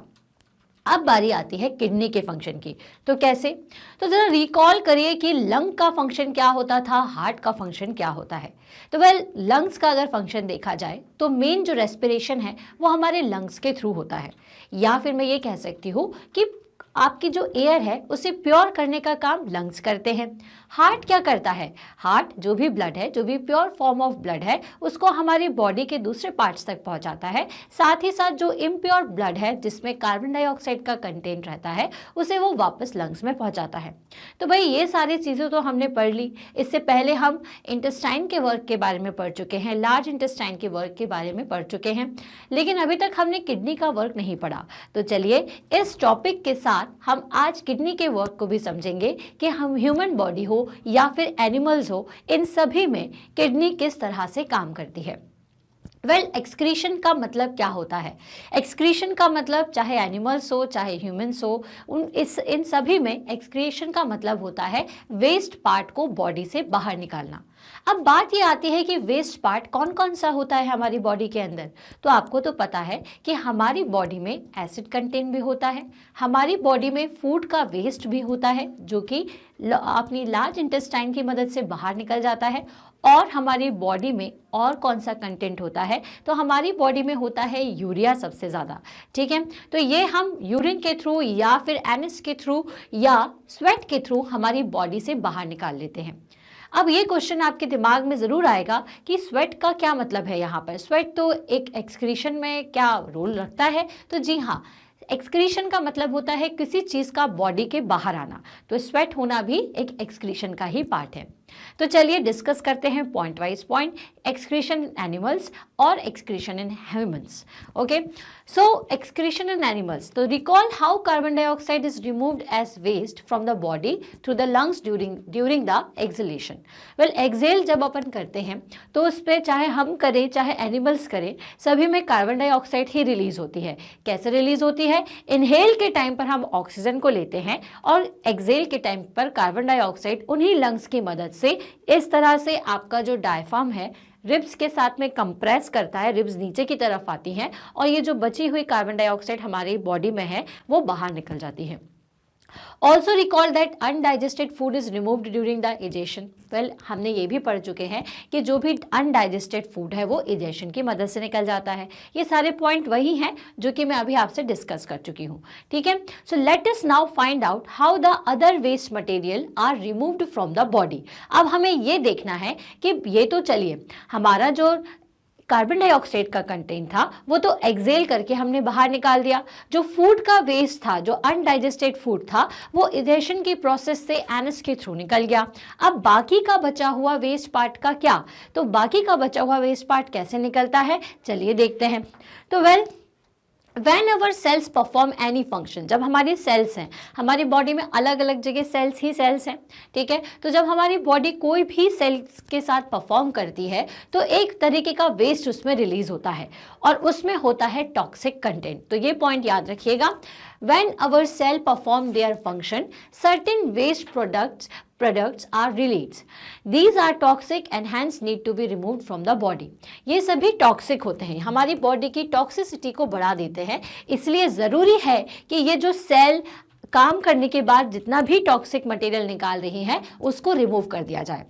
The process of removal of waste produced in the cells of the living organism is called the excretion. ठीक है, तो यही वेस्ट प्रोडक्ट्स को बाहर निकालना ह्यूमन बॉडी से या फिर सारे लिविंग ऑर्गेनिज्म की बॉडी से बाहर निकालने की ये जो प्रोसेस है उसी को हम क्या कहते हैं, उसी को हम एक्सक्रीशन कहते हैं। तो याद रखिएगा, ये पॉइंट इंपॉर्टेंट है, ये एग्जाम में पूछा जा सकता है या फिर जब अपन एनसीईआरटी सॉल्यूशन करेंगे या फिर अगर आप एग्जाम्पलर करेंगे तो आपसे पूछा जा सकता है कि the process of what? The process of removal of waste produced in the cells of the living organism is called the excretion. ठीक है, तो हमने ये तो समझ लिया कि भाई हमारी जब सेल्स काम करती हैं तो काम करने के साथ में एक टॉक्सिक मटेरियल वो रिलीज करती हैं, टॉक्सिक प्रोडक्ट वो रिलीज करती है जो कि हमारी बॉडी में रहे तो वो हमारी बॉडी को नुकसान पहुंचाएगा, अंदर का जो भी हमारा सिस्टम है उसे थोड़ा सा गंदा कर देगा, तो उसका बाहर निकलना बहुत ज़्यादा ज़रूरी है। ठीक है, तो इस पूरी प्रोसेस को जिसमें कि वेस्ट जो भी आपका प्रोड्यूस्ड होता है आपकी बॉडी के अंदर और उसको बाहर निकालने की जो प्रोसेस होती है उसे हम एक्सक्रीशन कहते हैं। The parts involve in excretion form the excretory system. ठीक है, अब अपन पढ़ने वाले हैं एक्सक्रिएटरी सिस्टम के बारे में, जिसमें हम ये पढ़ेंगे कि भाई कौन कौन से बॉडी पार्ट्स जो है वो आपके एक्सक्रीशन में हेल्प करते हैं। तो जैसे अपन ने अभी रेस्पिरेशन सिस्टम पढ़ा, हमने अब डाइजेशन सिस्टम पढ़ा, उसी तरह अब अपन देखेंगे excretory system. So the main excretory system, तो सबसे पहले अपन एनिमल्स की बात कर लेते हैं। सो अपन एनिमल्स हो चाहे ह्यूमंस हो, दोनों में ही किडनी एक मेन फंक्शन होता है, किडनी एक मेन पार्ट होता है। वो क्या करता है, चलिए देखते हैं। The main excretory system in animal is the urinary system. जो एनिमल्स का मेन एक्सक्रीटरी सिस्टम होता है वो उनका यूरिनरी सिस्टम होता है। The urinary system is composed of the kidneys in which the urine is produced, ureters, urinary bladder and the urethra। ठीक है, ये जो वर्ड्स हैं ये सभी यूरिनरी सिस्टम को बनाते हैं, या आप ये कह सकते हो कि ये सभी आपके एक्सक्रीटरी सिस्टम को बनाते हैं। तो एनिमल्स के अंदर क्या होता है, एनिमल के अंदर जितना भी वेस्ट होता है वो इन अ फॉर्म ऑफ यूरिन सबसे ज़्यादा बनता है और यूरिन के फॉर्म में ही वो बाहर आता है। ठीक है, अब ये जो यूरिन है वो कहाँ से प्रोड्यूस होती है, तो ये किडनी से प्रोड्यूस होती है। साथ ही साथ इसको प्रोड्यूस करने के लिए या इसको एक जगह से दूसरी जगह बाहर निकालने के लिए जो ज़रूरी पार्ट्स होते हैं एनिमल्स के, वो कौन कौन से होते हैं, किडनी, ठीक है, और ureters, urinary bladder and the urethra. ठीक, आपको जान के ये हैरानी होगी कि ये सारी चीज़ें भी हमारे ह्यूमंस के अंदर, मतलब हमारे अंदर भी होती हैं। And initial filtration of the blood is produced in the kidney. In fact the kidney is made up of many repetitions of this structure. अब ये जो किडनी है हमारी वो क्या काम करती है, जो किडनी है बेसिकली ये ब्लड के फिल्टरेशन का काम, जो इनिशियल फिल्टरेशन होता है वो काम किडनी ही करती है। तो इस दौरान जो वेस्ट पार्ट यूरिया के फॉर्म में निकलता है तो वो किडनी कहाँ पर पहुँचा देती है, ब्लैडर तक पहुँचा देती है। यूरेटर से होते हुए वो पार्ट कहाँ पहुँचता है, यूरिनरी ब्लैडर पर, और देन यूरेथ्रा से होते हुए वो बाहर पास आउट कर दिया जाता है। ठीक है, तो ये तो आपका एनिमल का एक्सक्रीटरी सिस्टम है। तो अभी तक क्या क्या पॉइंट आपको याद रखने हैं मैं एक बार फिर से बता देती हूँ। सबसे पहले तो आपको ये चीज़ ध्यान में रखनी है कि एक्सक्रीशन का क्या मतलब होता है। तो किसी भी लिविंग ऑर्गेनिज्म के बॉडी के अंदर जब सेल्स परफॉर्म करती है तो उनके परफॉर्म करने के बाद एक तरीके का वेस्ट प्रोडक्ट फॉर्म हो जाता है। तो उस वेस्ट प्रोडक्ट को बाहर निकालने की जो प्रोसेस होती है उसी को ही हम एक्सक्रीशन कहते हैं। अब अभी तक तो हमने कार्बन डाइऑक्साइड का एक्सक्रीशन देख लिया कि किस तरह से आप उसे बाहर निकालेंगे। हमने हमारे फूड का जो अनडाइजेस्टेड फूड था उसे कैसे बाहर निकाला जाता है ये देख लिया। अब किसकी बारी आती है भाई? अब बारी आती है उन सारे वेस्ट प्रोडक्ट्स की जो कि इन दोनों तरीके से नहीं निकलते। तो थर्ड कौन सा होता है? थर्ड होता है हमारा यूरिनरी सिस्टम। तो ये जो सिस्टम है वो एनिमल्स में भी होता है और ये सिस्टम ह्यूमंस में भी होता है। तो यूरिनरी सिस्टम जो कि एनिमल्स में है उसमें क्या क्या चीज़ें होती हैं? Kidney, ureter, urinary bladder and urethra. अब जो भी ब्लड है वो सबसे पहले किडनी में जाता है। किडनी में जाकर उसका इनिशियल फिल्ट्रेशन होता है जिससे जो वेस्ट प्रोडक्ट होता है यूरिया वो यूरेटर से होता हुआ यूरिनरी ब्लैडर में जाकर के यूरेथ्रा से बाहर की तरफ पास आउट कर दिया जाता है। क्लियर? सो ये तो था एक्सक्रीशन इन एनिमल्स। अब इसी में हमें देखना है एक्सक्रीटरी सिस्टम इन ह्यूमंस, क्योंकि दोनों का लगभग सेम है तो हम ह्यूमंस से सारी चीज़ें ज़्यादा आसानी से समझ जाते हैं। इसलिए चलिए ह्यूमंस में एक्सक्रीटरी सिस्टम क्या होता है, वो क्या करता है, ये जानते हैं। The waste which is present in the blood has to be removed from the body. अभी देखिए कि हमारे फूड का जो वेस्ट होता है वो भी हम निकाल चुके हैं। हम जो एयर लेते हैं उसके वेस्ट को भी हम नॉस्ट्रिल्स से ही बाहर निकाल देते हैं। लेकिन ब्लड का जो वेस्ट होता है, जो सेल्स परफॉर्म करती हैं और ब्लड में वो चीज़ों को छोड़ना शुरू कर देती हैं, तो ये जो ब्लड है उसका प्यूरिफिकेशन बहुत ज़्यादा ज़रूरी है। मतलब जो भी ब्लड के अंदर वेस्ट पार्ट आया है उसको कैसे बॉडी से रिमूव किया जाए। A mechanism to filter the blood is required. इसलिए एक ऐसी चीज़ चाहिए जो कि ब्लड के फिल्टरेशन को करें। तो ब्लड के फिल्टरेशन के लिए हमारी बॉडी में किडनी का यूज किया जाता है। This is done by the blood capillaries in the kidneys. किसकी मदद से होता है? Blood capillaries in the kidney. Okay, so when the blood reaches the two kidneys, it contains both useful and harmful substances. अब जब आपका जो blood है, ठीक है, वो किडनी पर जाता है तो इसमें हार्मफुल का सब्सटेंस भी होते हैं और ऐसे सब्सटेंस भी होते हैं जो कि हमारी बॉडी के लिए यूजफुल हो। तो यहाँ पर किडनी का क्या फंक्शन होता है? किडनी का ये फंक्शन होता है कि जो भी हार्मफुल सब्सटेंसेस हैं उसे ब्लड से सेपरेट कर देना। Okay, so the useful substances are absorb back into the blood. अब जो भी यूजफुल सब्सटेंसेज हैं जो कि हमारे ब्लड में होना चाहिए वो वापस से उसी में चले जाते हैं और जो वेस्ट होता है वो वाटर में डिजॉल्व हो जाता है और in a form of urine बाहर आ जाता है। ठीक है, the waste dissolve in water are removed as urine. तो याद रखेंगे हम, क्या याद रखना है कि किडनी का क्या फंक्शन होता है? तो इसमें होती है ब्लड कैपिलरीज जो कि ब्लड के प्यूरिफिकेशन का काम करती है। जो हमारा ब्लड है उसमें प्योर सब्सटेंसेस और इनप्योर सब्सटेंसेस दोनों होते हैं, या हम ये कह सकते हैं वेस्ट सब्सटेंसेस। तो जो सब्सटेंसेस हमारे ब्लड के लिए यूजफुल है वो तो किडनी उन्हें वापस ब्लड में ही रहने देती है, लेकिन जो सब्सटेंसेस हमारे बॉडी को नुकसान पहुंचाते हैं जैसे यूरिया जो कि हमारी बॉडी में प्रोड्यूस होता है उसे ये पानी के साथ घोल देती है जो कि in a form of urine बाहर आ जाता है। From the kidney the urine goes to the urinary bladder through tube like ureters. जैसे यहाँ पर आप डायग्राम में देख पा रहे हैं, किडनी से जो भी ब्लड प्यूरिफाई होगा वो कहाँ पर जाएगा? यूरेटर में, यूरेटर के बाद यूरिनरी ब्लैडर में, ब्लैडर के बाद यूरेथ्रा में।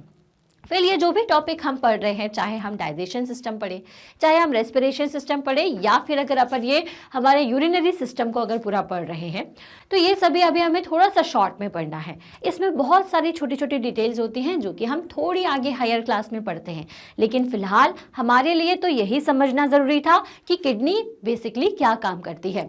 सो from the kidney the urine goes to the urinary bladder through tube like ureter. It is stored in the bladder and it is passed out through the urinary opening at the end of a muscular tube called the urethra. Urethra की मदद से जो भी urine जो है इस bladder में collect होती है वो बाहर की तरफ निकलती जाती है। Okay, so the kidney, ureters, bladder and urethra from the excretory system. जैसे कि आपके एनिमल्स में होता है, सिमिलरली ह्यूमंस में भी होता है। तो आप ह्यूमंस और एनिमल का दोनों का फंक्शन समझ सकते हैं कि एनिमल्स में भी ब्लड को प्यूरिफाई करने के लिए हम किडनी का ही यूज होता है, और किडनी क्या करती है फिर वेस्ट पार्ट को वाटर में डिजॉल्व करके यूरिन के फॉर्म में बाहर कर देती है।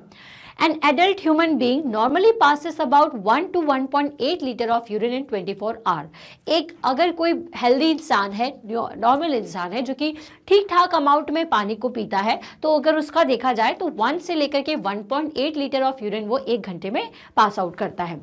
तो ये चीज़ समझना क्यों ज़रूरी है?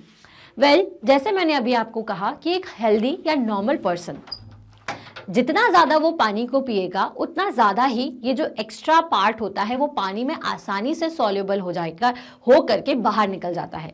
तो क्या पानी नहीं पिएंगे तो ये बाहर नहीं आएगा?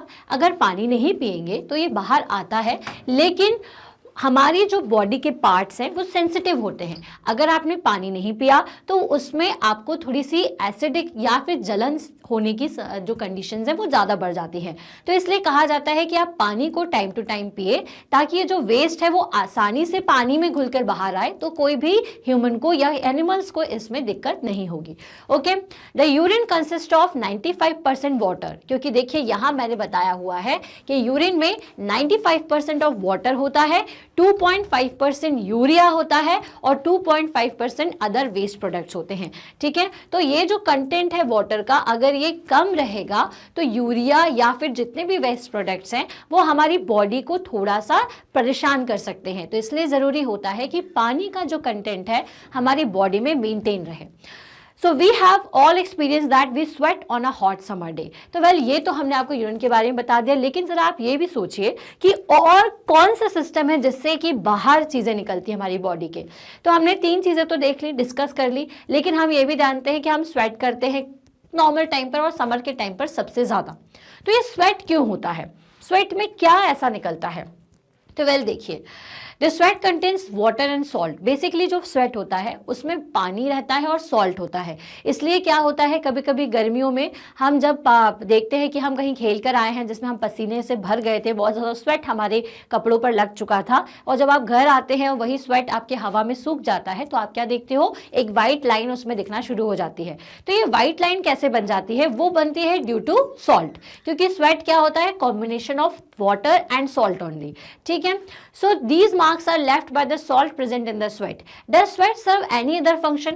तो सिर्फ ये बाहर निकालने का काम करता है सॉल्ट को, या फिर और भी कुछ काम है स्वेट का? तो बेसिकली क्या होता है कि जब गर्मियों में हमारा बॉडी टेम्परेचर बढ़ जाता है और बाहर का टेम्परेचर भी ज़्यादा रहता है, तो हमारा बॉडी टेम्परेचर मेंटेन रहे, हमारी बॉडी थोड़ी ठंडी रहे, कूल रहे, तो इसके लिए क्या होता है, हमारे ह्यूमंस में हमारी बॉडी से स्वेट बाहर आता है, ताकि क्या हो सके, जब ठंडी हवा उस स्वेट पर पड़ेगी तो हमारा जो बॉडी टेम्परेचर है वो थोड़ा मेंटेन रहेगा, वो ज़्यादा नहीं होगा, कम ही रहेगा। अदरवाइज क्या होगा, अगर ज़्यादा टेम्परेचर रहा और हमारी बॉडी का टेम्परेचर भी रहेगा तो हमें नॉर्मल कंडीशन में बहुत ज़्यादा गर्मी लग सकती है और कभी कभी हम बीमार भी पड़ सकते हैं। तो इसलिए ज़रूरी है कि समर्स में अगर आपको स्वेट हो रहा है, इसका मतलब क्या हो रहा है कि आपकी बॉडी को वो कूल डाउन कर रहा है। ठीक है, सो We know that the water kept in a earthen pot, मटका is cooler। अब जैसे कि आपने देखा होगा कि मटके के ऊपर क्या होता है, पानी धीरे धीरे रिसता है। रिसता का मतलब क्या होता है, धीरे धीरे उसके पोर्स से बाहर आकर के उसके बाहर आउटर सरफेस पे आपने देखा होगा अगर मटके को छू करके, तो आपको ठंडा ठंडा सा लगता है। तो ऐसा क्यों होता है, क्योंकि वहाँ पर पानी तो बिल्कुल हल्के अमाउंट में बाहर की तरफ होता है, और जो कि बाहर की ठंडी हवा से टकरा करके एवोपरेट होता है और अंदर रखे हुए पानी को ठंडा कर देता है। ठीक है, तो वही प्रोसेस जो है वो ह्यूमन बॉडी में भी होती है। So this is because the water evaporate from the pores of the pot which causes cooling. Similarly when we sweat it help us to cool our body. तो जब हम स्वेट करते हैं तो ये हमारी बॉडी को कूल डाउन करता है, राइट। सो अब सब कुछ ज़रूरी पॉइंट है जो कि अपन डिस्कस करेंगे, जिससे आपको ये पता चलेगा कि किसी का किडनी फेलियर किस कंडीशन में हो सकता है। तो अभी इस एक्सक्रीशन इन एनिमल्स में हमने 2 पॉइंट पढ़े, एक्सक्रीशन इन ह्यूमंस के बारे में पढ़ा, जिसमें हमने किडनी के फंक्शन के बारे में पढ़ा, और हमने ये जाना कि हमारी बॉडी में एक और वेस्ट पार्ट प्रोड्यूस होता है इन अ फॉर्म ऑफ यूरिन, जिसको किडनी की मदद से बनाया जाता है और किस फॉर्म से एक्सक्रीटरी सिस्टम जो है उसकी मदद से बाहर निकाला जाता है। ठीक है, चलिए 2 इंपॉर्टेंट चीजें डिस्कस कर लेते हैं। The way in which waste chemicals are removed from the body of the animal depends upon the availability of water.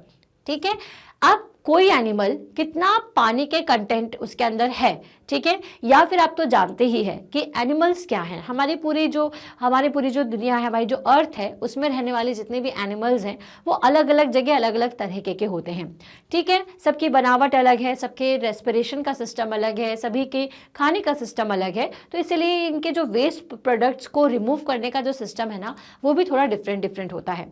जैसे aquatic animals like fishes excrete cell waste as ammonia. जैसे कि normal animals, जैसे अपन काऊ या buffaloes की बात करें तो उसमें यूरिया कंटेंट ज़्यादा होता है उनके वेस्ट मटेरियल में, लेकिन फिशेस का तो पूरा ही सिस्टम अलग है, रेस्पिरेशन अलग है, डाइजेशन अलग है, ठीक है, लेकिन करते सब कुछ है, लेकिन उनका सिस्टम थोड़ा सा डिफरेंट है। तो जब वो वेस्ट प्रोड्यूस होता है उनकी सेल्स के द्वारा तो वो अमोनिया फॉर्म में होता है। तो ये अमोनिया एक ऐसा फॉर्म होता है जो कि डायरेक्ट वाटर में सॉल्व हो जाए, ठीक है। So aquatic animals like fishes excrete cell waste as ammonia which directly dissolved in water. Some land animals like birds, lizards, snake excrete a semi-solid white colored compound uric acid. अब आपने birds का जो excrete या जो भी excreted form होता है वो तो देखा ही होगा, वो white कलर का सेमी सॉलिड होता है, ठीक है। वो क्या होता है एक्चुअल में, वो भी यूरिक एसिड ही होता है। The major excretory products in human is urea, और ह्यूमंस में भी जो सबसे ज्यादा एक्सक्रेटरी प्रोडक्ट होता है, जो बाहर वेस्ट निकलता है, वो यूरिया के फॉर्म में ही होता है। क्लियर। और यही यूरिया कहाँ यूज होता है, फिर यही यूरिया जो है हमारे पेड़ पौधों में यूज होता है। अब ये जो पूरी प्रोसेस आप देख रहे हो कि एक पूरा साइकिल बना हुआ है। हमने क्या किया, हमने पेड़ पौधों से फलों को खाया, मतलब हम सबसे पहले तो अगर अपन सन से स्टार्ट करें तो सन की एनर्जी से पेड़ पौधों ने अपना खाना बनाया, उससे मिलने वाले फ्रूट्स को हमने खाया, और जो हमारा वेस्ट था वो यूरिया के फॉर्म में अगेन किसको एनर्जी पहुंचाता है, अगेन किसको न्यूट्रिशन देता है, अगेन न्यूट्रिशन देता है पेड़ पौधों को, ठीक है। तो ये जो पूरा साइकिल है वो एक कंटिन्यूसली चलता जाता है हर जगह, चाहे अर्थ में किसी भी चीज़ की बात करें, चाहे फूड चेन की बात करें, चाहे रेस्पिरेशन की बात करें, सबका एक प्रॉपर साइकिल है। मतलब कि इस पूरी अर्थ में सारी की सारी चीज़ें एक दूसरे पर ही डिपेंडेंट है। क्लियर। सो अब अपन ये जान लेते हैं, यहाँ से तो हमने ये समझ लिया कि एनिमल्स का जो एक्सक्रीटरी सिस्टम है वो डिपेंड करता है कि वो उन्हें उनकी बॉडी में कितना परसेंटेज ऑफ वाटर है, ठीक है। जैसे अगर फिशेस की बात करें जो कि पानी के अंदर ही रहती हैं, तो उसके बारे में अभी हमने डिस्कस कर लिया कि उसमें अमोनिया नाम का वेस्ट निकलता है जो कि वाटर में डायरेक्टली डिजॉल्व हो जाता है। अब चलिए जान लेते हैं कि भाई किस केस में जो है किडनी फेलियर कहा जाता है। Sometimes a person's kidneys may stop working due to the infection or injury. अब सबसे पहले कि किडनी किन कारणों से काम करना बंद कर देती है। पहली चीज तो इन्फेक्शन, कि बॉडी में कुछ ऐसी तरीके का इन्फेक्शन हो गया है। अब ये इन्फेक्शन ना कैसा भी हो सकता है, ठीक है, तो जिसकी वजह से किडनी काम करती नहीं, या फिर एक्सीडेंट हो गया है, किसी बहुत बड़ी इंजरी हो चुकी है, उसकी वजह से भी किडनी फेलियर हो जाता है। As a result of kidney failure, अब किडनी फेलियर से आपकी बॉडी में क्या होगा, इसको जरा ध्यान से सुनिएगा। As a result of kidney failure waste product start accumulating in the blood. ये जो वेस्ट प्रोडक्ट्स हैं, जैसे कि किडनी फेल हो गई तो किडनी का क्या काम होता है, ब्लड में से जो भी यूरिया कंटेंट है उसको सेपरेट करके वाटर में मिला करके यूरिन के फॉर्म में बाहर कर देना। अब किडनी ही खराब हो गई तो क्या हो गया, यूरिया कंटेंट या फिर जो ब्लड में जितने भी वेस्ट प्रोडक्ट्स है वो उसमें वैसे के वैसे बने रहे। तो ये जो as a result of kidney failure waste products start accumulating in the blood, तो वो ब्लड में घुलना शुरू हो जाते हैं ये जो वेस्ट प्रोडक्ट्स हैं। And such person can not survive unless their blood is filtered periodically through an artificial kidney. इसलिए आपने देखा होगा कि किसी का किडनी फेलियर होता है तो उनको उनका ब्लड को क्या करवाना पड़ता है, उन्हें फिल्टर करवाना पड़ता है अपने खून को एक आर्टिफिशियल किडनी की मदद से, ठीक है। ऐसा क्यों, क्योंकि जो ब्लड उनके अंदर है वो क्या कंटेन कर चुका है, वो वेस्ट मटेरियल कंटेन कर लेता है। तो उस वेस्ट मटेरियल के साथ अगर ब्लड रहेगा तो इंसान जी नहीं पाएगा, उसकी डेथ होने की कंडीशंस बढ़ जाती है। इसलिए अगर किसी का किडनी फेलियर हुआ है तो उसको ये सजेस्ट किया जाता है डॉक्टर्स के द्वारा कि उसे डायलिसिस कराना पड़ेगा। डायलिसिस का क्या मतलब होता है, एक एक्स्ट्रा आर्टिफिशियल किडनी की मदद से उस पर्सन के अंदर जो भी ब्लड इम्प्योर हो चुका है उसको प्योर करना। क्लियर? तो देखा आपने कि किडनी कितना इंपॉर्टेंट रोल रखती है हमारी ह्यूमन बॉडी के अंदर। ह्यूमन बॉडी के साथ साथ एनिमल्स में भी किडनी का फंक्शन होता है। तो इन सभी में ये किडनी का क्या फंक्शन है? ब्लड सेल्स से प्रोड्यूस होने वाले वेस्ट को हमारी बॉडी से बाहर निकालना। क्लियर? तो हम पढ़ रहे हैं चैप्टर नंबर 11 जिसका नाम है ट्रांसपोर्टेशंस इन एनिमल्स एंड प्लांट्स। इसके कुछ प्रीवियस जो टॉपिक्स थे वो हम हमारे प्रीवियस वीडियो में कंप्लीट कर चुके हैं। अगर आपने नहीं देखे हैं तो बिल्कुल जाइए और देखिए बाय www.magnetbrains.com। कैसे देखना है ये मैं इस वीडियो के आखिरी में बताऊंगी। आज के इस वीडियो में हम कौन कौन से टॉपिक कवर करेंगे या फिर कौन कौन से ऐसे वर्ड्स हैं जिनके बारे में आपको सीखने को मिलेगा। तो आज हम पढ़ेंगे जाइलम फर्लम के बारे में, ठीक है। इसके अलावा हम आपको बताएंगे कि ट्रांसपोर्टेशन क्या होता है, ट्रांसपिरेशन क्या होता है प्लांट्स में, टिश्यूज के बारे में पढ़ेंगे और उनके बहुत सारी चीज़ों के बारे में जिसकी मदद से ट्रांसपोर्टेशन किया जाता है। तो चलिए डिस्कस करते हैं transport of substance in plants, कि किस तरह से प्लांट्स में ये जो सब्सटेंस है वो पास होते हैं। तो किन सब्सटेंस की बात कर रही हूं मैं? अब आपको तो पता है कि प्लांट जो है वो दिन में फोटोसिंथेसिस की प्रोसेस करता है और रेस्पिरेशन करता है, और रात में ये रेस्पिरेशन करता है। दैट मीन्स दिन में ऑक्सीजन और कार्बन डाइऑक्साइड को रिलीज करेगा और रात के टाइम पर कार्बन डाइऑक्साइड। फोटोसिंथेसिस की मेथड में फूड बनता है जो कि इसकी लीव्स की मदद से बनता है, ठीक है। और बाकी की जो न्यूट्रिशन है इस फूड को बनाने के लिए जो ज़रूरी मिनरल्स हैं वो उन्हें इनके स्टेम से मिल जाते हैं, रूट से मिल जाते हैं, ठीक है। चलिए, तो रूट्स में आकर के न्यूट्रिशन आ गए, ठीक है। सॉइल की मदद से इसने ऑक्सीजन कंटेंट को लिया। अब रूट्स का काम क्या होता है? ऑक्सीजन कंटेंट को एब्जॉर्ब करना और जितने भी ज़रूरी न्यूट्रिएंट्स हैं उन्हें सॉइल से पौधे तक पहुंचाना या प्लांट तक पहुंचाना।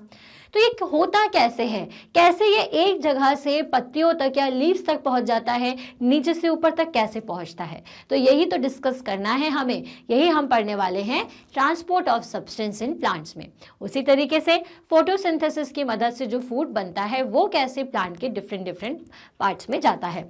सो you learn that plants take water and mineral nutritions from the soil through the roots and transport it to the leaves. अब आपको तो पता ही है, या फिर हम ये पुराने चैप्टर्स में पढ़े थे कि जितना भी पानी है, मिनरल्स है या न्यूट्रिशंस है वो सॉइल से ही जाता है। कहाँ तक जाता है? हमारी प्लांट के लीव्स तक जाता है।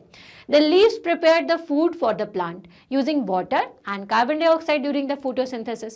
जैसे प्लांट का, आपके रूट्स का क्या काम था? पानी को, मिनरल्स को सॉइल से लेकर के आपके लीव्स तक पहुंचाना। वैसे ही लीव्स का काम क्या था? तो लीव्स का काम था खाना प्रिपेयर करना, फूड प्रिपेयर करना और उसे कहाँ तक पहुंचाना? आपके प्लांट के डिफरेंट पार्ट्स तक। Food is the source of energy. ये जो फूड है वो एनर्जी का सोर्स है, and every cells of an organism gets its energy by the breakdown of glucose. अब ये जो लीव्स है जो भी अपना फूड बनाती हैं वो ग्लूकोज के फॉर्म में होता है, जिसका ब्रेकडाउन किसकी मदद से होता है? इसका ब्रेकडाउन होता है ऑक्सीजन की मदद से, जिससे कार्बन डाइऑक्साइड रिलीज होती है और एनर्जी हमें मिल जाती है। ऐसा ही सारे ऑर्गेनिज्म के साथ में होता है, चाहे प्लांट हो चाहे एनिमल्स हो। तो ये सारी कहानी तो हम हमारे प्रीवियस कुछ चैप्टर्स में ऑलरेडी पढ़ चुके थे। क्लियर? सो अब the cells use this energy to carry out vital activities of life. Therefore, food must be made available to every cell of an organism. अब क्योंकि फूड से ही हमें एनर्जी मिलती है, हर चीज़ को फूड से एनर्जी मिलती है, दैट मीन्स कि फूड जहाँ पर भी हमारे पार्ट में प्रिपेयर हो चुका है और उससे जहाँ से भी एनर्जी निकल रही है उसका ज़रूरी है हमारी बॉडी के, चाहे प्लांट हो या एनिमल हो, सभी की हर सेल तक पहुँचना ज़रूरी होता है, ठीक है। So have you ever wondered how water and nutrition absorbed by the roots are transported to the leaves, and how is the food prepared by the leaves carried to the parts which can not make food. तो जैसे अभी हमारे दो question हमारे दिमाग में already आ चुके थे कि अब हम ये सब तो जान चुके हैं कि रूट्स जो है हमारे पानी को और ज़रूरी न्यूट्रिशंस को पहुंचाने का काम करता है, लीव्स जो है खाना बना देते हैं, और जो आपके रेस्पिरेशन है या फिर जो भी रेस्पिरेशन सिस्टम होता है आपके प्लांट्स के अंदर, उससे ऑक्सीजन कंटेंट की मदद से एनर्जी रिलीज हो जाती है। तो अब ये एनर्जी या फूड या फिर ये जो आपका पानी है, वाटर है, ज़रूरी न्यूट्रिशन है, ये हर पार्ट तक कैसे पहुंचते हैं, कौन इन्हें पहुंचाने का काम करता है? जैसे हमारी ह्यूमन बॉडी में, एनिमल्स में तो ब्लड सर्कुलेशन होता है, ब्लड सर्कुलेशन की मदद से हर पार्ट में हर चीज पहुंच जाएगी, लेकिन आपके प्लांट्स में तो ऐसा नहीं होता। फिर क्या होता है प्लांट्स में? So plant absorb water and minerals by the roots. The roots have root hair. अब आप अगर रूट्स के स्ट्रक्चर को और अच्छा देखोगे हायर क्लासेस में तो आपको और अच्छे से पता चलेगा कि रूट्स का स्ट्रक्चर क्या होता है। फिलहाल हमारे लिए इतना जानना काफी है कि रूट में इस तरह से रूट्स हेयर होते हैं, लंबे लंबे से, ठीक है। क्या होते हैं? Root hair. The root hair increases the surface area of the root for the absorption of water, mineral, nutrition dissolved in water. ये रूट हेयर क्या करते हैं? ये हेयर्स क्या करेंगे? जो भी आपके रूट है उसका एरिया बढ़ा देते हैं ताकि क्या हो सके, ये और अच्छी तरीके से, जितना ज्यादा चौड़ा होगा, जितना ज्यादा वाइड होगा, उतने अच्छी तरीके से पानी को, न्यूट्रिशन को एब्जॉर्ब करेगा। तो रूट हेयर का काम यही होता है कि रूट्स के एरिया को बढ़ा देना ताकि क्या हो, बेहतर तरीके से पानी, मिनरल्स और न्यूट्रिशन जो है वो पानी के साथ साथ डिजॉल्व होकर के इसके अंदर चले जाए। The root hair is in contact with the water present between the soil particles, ठीक है। ये जो सॉइल पार्टिकल्स आप मतलब जिसमें रूट्स कनेक्टेड होती हैं, रूट हेयर वहां तक, सॉइल तक कनेक्टेड रहती है, मतलब जो रूट का हेयर है वो सॉइल के अंदर तक जाता है। Clear? So can you guess how water moves from the root to the leaves? What kind of transport system is present in the plant? तो वेल ये कैसे हो गया कि एक हेयर की मदद से जो पानी है वो ऊपर तक जा रहा है। तो plant have pipe like vessels to transport water, nutrition from the soil. अब ये जो प्लांट्स हैं इनमें एक पाइप की तरह वेसल्स होते हैं, ठीक है। समझिए इस बात को। रूट्स हैं, रूट्स में हेयर्स हैं ताकि उसका एरिया बढ़ सके, और उसमें पाइप लाइक स्ट्रक्चर होता है। ये स्ट्रक्चर क्या होता है? जैसे आपने पाइप को पानी में डाल दिया तो आप देखते हो कि पानी धीरे धीरे धीरे धीरे पाइप से होता हुआ जहां तक जाना है वहां पहुंच जाता है। उसी तरीके से इसमें पाइप लाइक वेसल्स होते हैं, ठीक है। The vessels are made of special cells forming the vascular tissues. जो कि ये जो वेसल्स है ये क्या काम करते हैं? वेसल्स का काम होता है पानी को ट्रांसपोर्ट करना, ठीक है। और ये वेसल्स किसके बने होते हैं? स्पेशल सेल्स के बने होते हैं जो कि क्या बनाते हैं? वस्कुलर टिश्यूज बनाते हैं। याद रखिएगा, वेस्कुलर टिश्यूज, ठीक है। इन वेस्कुलर टिश्यूज की मदद से ही क्या होता है, जो न्यूट्रिशन है और पानी जो है पैरों तक जाता है। A tissue is a group of cell. अब टिश्यू का मतलब क्या होता है? टिश्यू एक बड़े फॉर्म को कह रहे हैं, ग्रुप को कह रहे हैं, मतलब छोटे छोटे सेल्स आपके प्लांट में भी होते हैं। So a tissue is a group of cell that perform specialised function in an organism. The vascular tissue for the transport of water and nutrition in a plant is called the xylem. ठीक है, किसको कहते हैं? वो vascular tissue जो कि पानी को और न्यूट्रिशन को प्लांट तक पहुंचाता है, उसे जाइलम कहा जाता है, ठीक है। ध्यान से सुनिएगा, रूट्स में हेयर्स होते हैं। हेयर का काम क्या होता है? सॉइल के अंदर जाकर के जितना भी जरूरी वाटर है, न्यूट्रिशन है, उसको ऊपर पहुंचाना। अब वो आ गया ऊपर तक, अब प्लांट तक कैसे जाता है? तो उसमें छोटे छोटे पाइप लाइक स्ट्रक्चर होते हैं जो कि सेल्स से मिलकर बने होते हैं, मतलब छोटे छोटे छोटे छोटे से सेल्स से मिलकर के बने होते हैं। ये जो सेल्स है वो सभी आपस में इंटरकनेक्टेड हैं, ठीक है। ये सेल्स मिलकर के वस्कुलर सिस्टम बनाते हैं, वस्कुलर टिश्यू बनाते हैं। वस्कुलर टिश्यूज क्या होता है? ग्रुप ऑफ सेल्स, जिसको आप क्या बोलते हो, मतलब सेल्स सब मिलकर के एक पूरा ग्रुप बन गया। उस ग्रुप को क्या कह रहे हैं अपन? टिश्यू या वस्कुलर टिश्यूज। ये जो वस्कुलर टिश्यू है उसका क्या काम होगा देन? बस वही पानी को और न्यूट्रिशन को प्लांट के डिफरेंट डिफरेंट पार्ट तक पहुंचाना। और इन्हीं वस्कुलर टिश्यूज को जो कि पानी और न्यूट्रिशन को पहुंचाते हैं उसे हम कहते हैं जाइलम, ठीक है। The xylem forms a continuous network of channels that connects root to the leaves through the stem and branches and thus transport water to the entire plant. ये जो सेल्स है, ये जो ग्रुप ऑफ सेल्स है जिसे आप क्या कह रहे हो? ये जो ग्रुप ऑफ सेल्स है जिसे आप जाइलम कह रहे हो, यही ग्रुप ऑफ सेल्स जो है, ये जो छोटे छोटे सेल्स पूरे प्लांट्स में फैले हुए रहते हैं। यही जो वेस्कुलर टिश्यूज है, ये जो जाइलम है, ये क्या करता है? रूट्स के हेयर की मदद से जो पानी ऊपर आया हुआ है या न्यूट्रिशन आया हुआ है उसे स्टेम तक पहुंचाने का काम, दूसरे जगह तक या पूरे लीव्स तक पहुंचाने का काम यही जाइलम का होता है। Clear? So you know that leaves synthesise food. अब ये तो अपन ने किसके बारे में पढ़ लिया? यहाँ तक आपको इस बात के बारे में समझ में आ गया होगा कि प्लांट के अंदर रूट का काम क्या था? रूट का काम था न्यूट्रिशन निकालना, सॉइल के अंदर जितने भी जरूरी न्यूट्रिशन थे, एयर थी या आपका पानी था उसको निकाल करके ऊपर पहुंचाना। तो उसमें हेयर्स थे जो कि ये काम कर लेते हैं। ये हेयर जो है ऊपर जाकर के पाइप तक ये सारी चीजें पहुंचा देते हैं, जिनको आप टिश्यूज कहते हो, वेस्कुलर टिश्यूज कहते हो। इन वेस्कुलर टिश्यूज में जो जाइलम है उसका काम होता है क्या? इन जाइलम्स का काम होता है पानी को, न्यूट्रिशन को प्लांट के हर एक पॉइंट तक पहुंचाना। अब रूट ने तो अपना काम कर दिया, अब फूड कहाँ बनता है? वेल फूड बनता है आपका लीव्स पर, ठीक है। So you know that the leaves synthesise food. The food has to be transported to all parts of the plant and this is done by the vascular tissues called the phloem.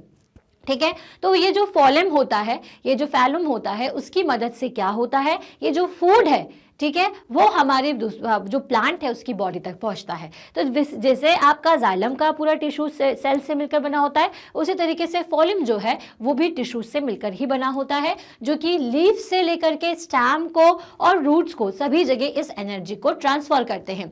दस the xylem and phloem transport the substance in plants. तो इसका मतलब हमारे यहाँ पर, हमारे humans में या एनिमल्स में जैसे ब्लड ट्रांसपोर्ट करता है, उसी तरीके से जाइलम और फोलम जो है ये फूड का या फिर जो भी जरूरी न्यूट्रिशन है उनका ट्रांसपोर्टेशन करते हैं, किसके अंदर? प्लांट्स के अंदर। तो यार दोनों के नाम बहुत अच्छे तरीके से आपको याद रखना है। जाइलम के लिए याद रखिएगा, ये पानी और न्यूट्रिशंस को बहाता है पूरे आपके प्लांट के अंदर, ठीक है। और आपका फोलम का काम क्या होता है? फूड को डिफरेंट पार्ट्स ऑफ प्लांट तक पहुंचाना। क्लियर? चलिए, तो ये तो हमने जाइलम फोलम के बारे में पढ़ लिया। चलिए एक एक्टिविटी नंबर 11.3 के थ्रू देखते हैं कि किस तरह से ये जो कलर्ड वाटर है, अगर आपने उसको डायरेक्टली स्टैम्प पे रख दिया तो वो कैसे आपके ट्री में पहुंचना शुरू होगा। तो इसके लिए आपको क्या करना होगा? We would require a glass tumbler, water, red ink and a tender herb. जैसे बेल्सम जो होता है ना, जिससे कलर प्रोड्यूस होता है रेड, तो वो आपको प्लांट अरेंज करना है, या हर्ब जो एक होती है, and a blade for the activity. Pour water to fill 1/3 of the tumbler. आपने इस तरीके का अगर टम्बलर लिया हुआ है तो आपको उसको 1/3 फिल कर देना है। क्लियर? जब आप उसे 1/3 फिल कर देंगे तो उसमें कुछ ड्रॉप ऑफ रेड इंक डाल दीजिए, जैसा आपको दिख रहा है। Cut the base of the stem of the herb and place it in the glass. ठीक है, अब आपको क्या करना है? उसके स्टेम को इस तरह से कट करना है। कैसे? जैसे ये स्टेम है तो आप उसको कट करोगे तो नीचे से ऐसे दिखना चाहिए, थोड़ी सी इंक्लाइन। ओके, अब इसको इस तरह से स्टेम को कट करके आपको क्या करना है? उस बेल्सम के पौधे को इस तरह से अटैच कर देना है। ठीक है, अब observe it the next day. अब नेक्स्ट डे इसको आप जब ऑब्जर्व करेंगे, does any part of the herb appear red? If yes, how do you think the colour reaches there? Well, मैं आपको बताती हूँ कि जब आप एक्टिविटी को करेंगे तो क्या होगा। वेल, जब आप इस एक्टिविटी को करेंगे तो ये जो आप देख रहे हो कि यहाँ पर ये जो स्टेम है ना, धीरे धीरे वो रेड कलर की दिखाई देने लगेगी। लीव्स तो नहीं, स्टेम। तो ये आपसे पूछना चाह रहे हैं कि चलिए ठीक है, इसमें आपको चेंजेस दिख गया। अब आप ये बताइए कि how do you think the colour reaches there? थोड़ा सोचिए कि कैसे गया होगा। तो वेल, मैंने आपको बताया था कि इसमें पाइप्स होते हैं, वेस्कुलर वेसल्स होते हैं, जाइलम होता है। ये क्या करता है? नीचे से जो भी पानी आ रहा है उसको, पाइप फॉर्म का होता है ये, सेल्स से बना हुआ, तो ये क्या करता है? धीरे धीरे उस पानी को डिफरेंट स्टेम्स तक या फिर आपके पौधे के स्टेम्स तक पहुंचाने का काम करेगा। You can cut the stem across and look for the red color inside the stem. From this activity, we say that water moves up the stem. ठीक है, तो इससे हमें ये समझ में आएगा कि जी हाँ, स्टेम की मदद से जो पानी है वो ऊपर की तरफ जाता है। तो यहाँ पर एक डायग्राम दिख रहा है जिसमें आपको डायग्राम की तरह से बताया गया है, पिक्टोरियल व्यू दिया गया है कि अगर आप स्टेम को इस तरह से कट करेंगे तो इसका जो बीच वाले जो छोटे छोटे आपको सेल्स दिखते हैं उसमें कौन कौन सी चीज़ें होती हैं। तो वेल, यहाँ पर होता है फॉलम, जाइलम, ठीक है, वस्कुलर बंडल होता है। ये सब क्या है? ये सब सेल्स के कॉम्बिनेशन है जिसे अलग अलग नाम कहते हैं।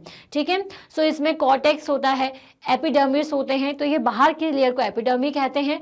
कॉर्टेक्स, ये जो आपको इस तरह से लाइन टाइप की दिखती होगी, स्टेम को कट करके कभी आप देखेंगे तो उसे कॉर्टेक्स कहते हैं। ठीक है, तो इन सबका काम क्या है? इन सबका काम है ट्रांसपोर्टेशन का। जो भी न्यूट्रिशन है, जो भी फूड है, उसे ट्रांसपोर्ट करना। Clear? So in other word stem conduct water, या फिर आप ये कह सकते हो कि जो स्टैम है वो वाटर को कंडक्ट करता है। Just like the red ink mineral dissolved in the water also moves up the stem along with the water. तो इस एक्टिविटी में जैसे कि रेड कलर हमारे स्टैम तक पहुंच गया, उसी तरीके से जितने भी मिनरल्स वाटर के साथ इन्वॉल्व होते हैं वो भी ऐसे ही हमारे स्टैम तक या पौधे तक पहुंच जाते हैं। Water and minerals goes to the leaves and other plant parts throughout the narrow tube xylem inside the stem. और ये हम आपको ऑलरेडी बता चुके हैं कि जाइलम की मदद से ही ये सारी चीजें होती हैं। ठीक है, तो चलिए ये तो हम समझ गए कहानी कि भाई जाइलम एंड फोलम दो ऐसी चीजें हैं जो कि फूड को और जरूरी न्यूट्रिशन को स्टैम तक, लीव्स तक पहुंचाते हैं। अब बारी आती है ट्रांसपिरेशन की। सो क्या है ये transpiration? You learn that plants release a lot of water by the process of transpiration। जैसे कि हम स्वेट करते हैं उसी तरीके से आप प्लांट्स को कभी ऊपर से छू के देखनेगा तो आपको मॉइस्ट लगते हैं, तो वो क्यों होता है? वो ट्रांसपिरेशन की प्रोसेस से होता है। Plant absorb mineral, nutrients and water from the soil. Not all the water absorb is utilised by the plant. The water evaporate through the stomata present on the surface of the leaves by the process of transpiration. तो ये जो आपने पौधे को छू करके देखा वो आपको मॉइस्ट लग रहा था, वो किसकी वजह से लग रहा था? तो वो एक्स्ट्रा वाटर है जो कि लीव्स की मदद से स्टोमेटा से बाहर की तरफ निकल जाता है। ठीक है, इसी प्रोसेस को हम क्या कहते हैं? ये जो वाटर है जो कि एवोपरेट हो जाता है थ्रू स्टोमेटा, उसी को ही हम क्या कहते हैं? इसी प्रोसेस को ट्रांसपिरेशन की प्रोसेस कहा जाता है। Clear? So the evaporation of water from leaf generated a suction pull, the same that you produced when you suck water through a straw। तो ये जो evaporation है वो किस तरह से होता है? एक तरीके से straw से पानी को खींचने की तरह। तो ये evaporation of water जो है वो स्टोमेटा से होकर के बाहर की तरफ आपको दिखता है, which can pull water to great height in the tall trees। ठीक है, ये evaporation की मेथड जो है जिसमें पानी ऊपर की तरफ उठता जाता है जैसे straw की तरह, जैसे आप यहाँ देख रहे हो। तो ये किससे कैसा होता है? जैसे कि आप पानी खींच रहे हो straw से, तो ये बड़े बड़े पेड़ों में ऊपर की पत्तियों तक इसी तरह से पहुंचता है। कैसे? एवोपरेशन से। जो पानी नीचे के स्टेम ने यूज कर लिया फिर वो एवोपरेट होकर ऊपर जाएगा, फिर ऊपर जाएगा, और इस तरह से ये ऊपर के पत्तियों तक जो कि हाईएस्ट होती है, ऊपर सबसे ऊपर होती है, वहां तक पहुंच जाता है। तो transpiration also cools the plant. जैसे हमारा स्वेटिंग हमें ठंडा रखता है उसी तरीके से ट्रांसपिरेशन जो है वो प्लांट्स को ठंडा रखने के लिए काम में आते हैं। तो वेल, इस वीडियो से अभी तक आपने क्या क्या सीख लिया? आज के इस वीडियो से मैंने आपको जाइलम फोलम के बारे में बताया, और ये मैंने आपको बताया कि कैसे फूड डिफरेंट पार्ट तक जाता है और कैसे पानी और जरूरी न्यूट्रिशन प्लांट के डिफरेंट पार्ट तक जाते हैं। साथ ही साथ हमने ये देखा कि जैसे ह्यूमंस में स्वेटिंग होती है उसी तरीके से प्लांट्स में ट्रांसपिरेशन होता है जो कि एक्स्ट्रा वाटर को एवोपरेट करता है।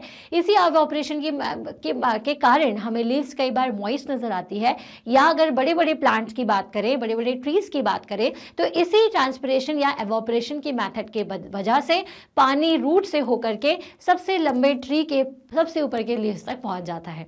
क्लियर? तो वेल, इस टॉपिक के साथ आपका चैप्टर नंबर 11 खत्म होता है।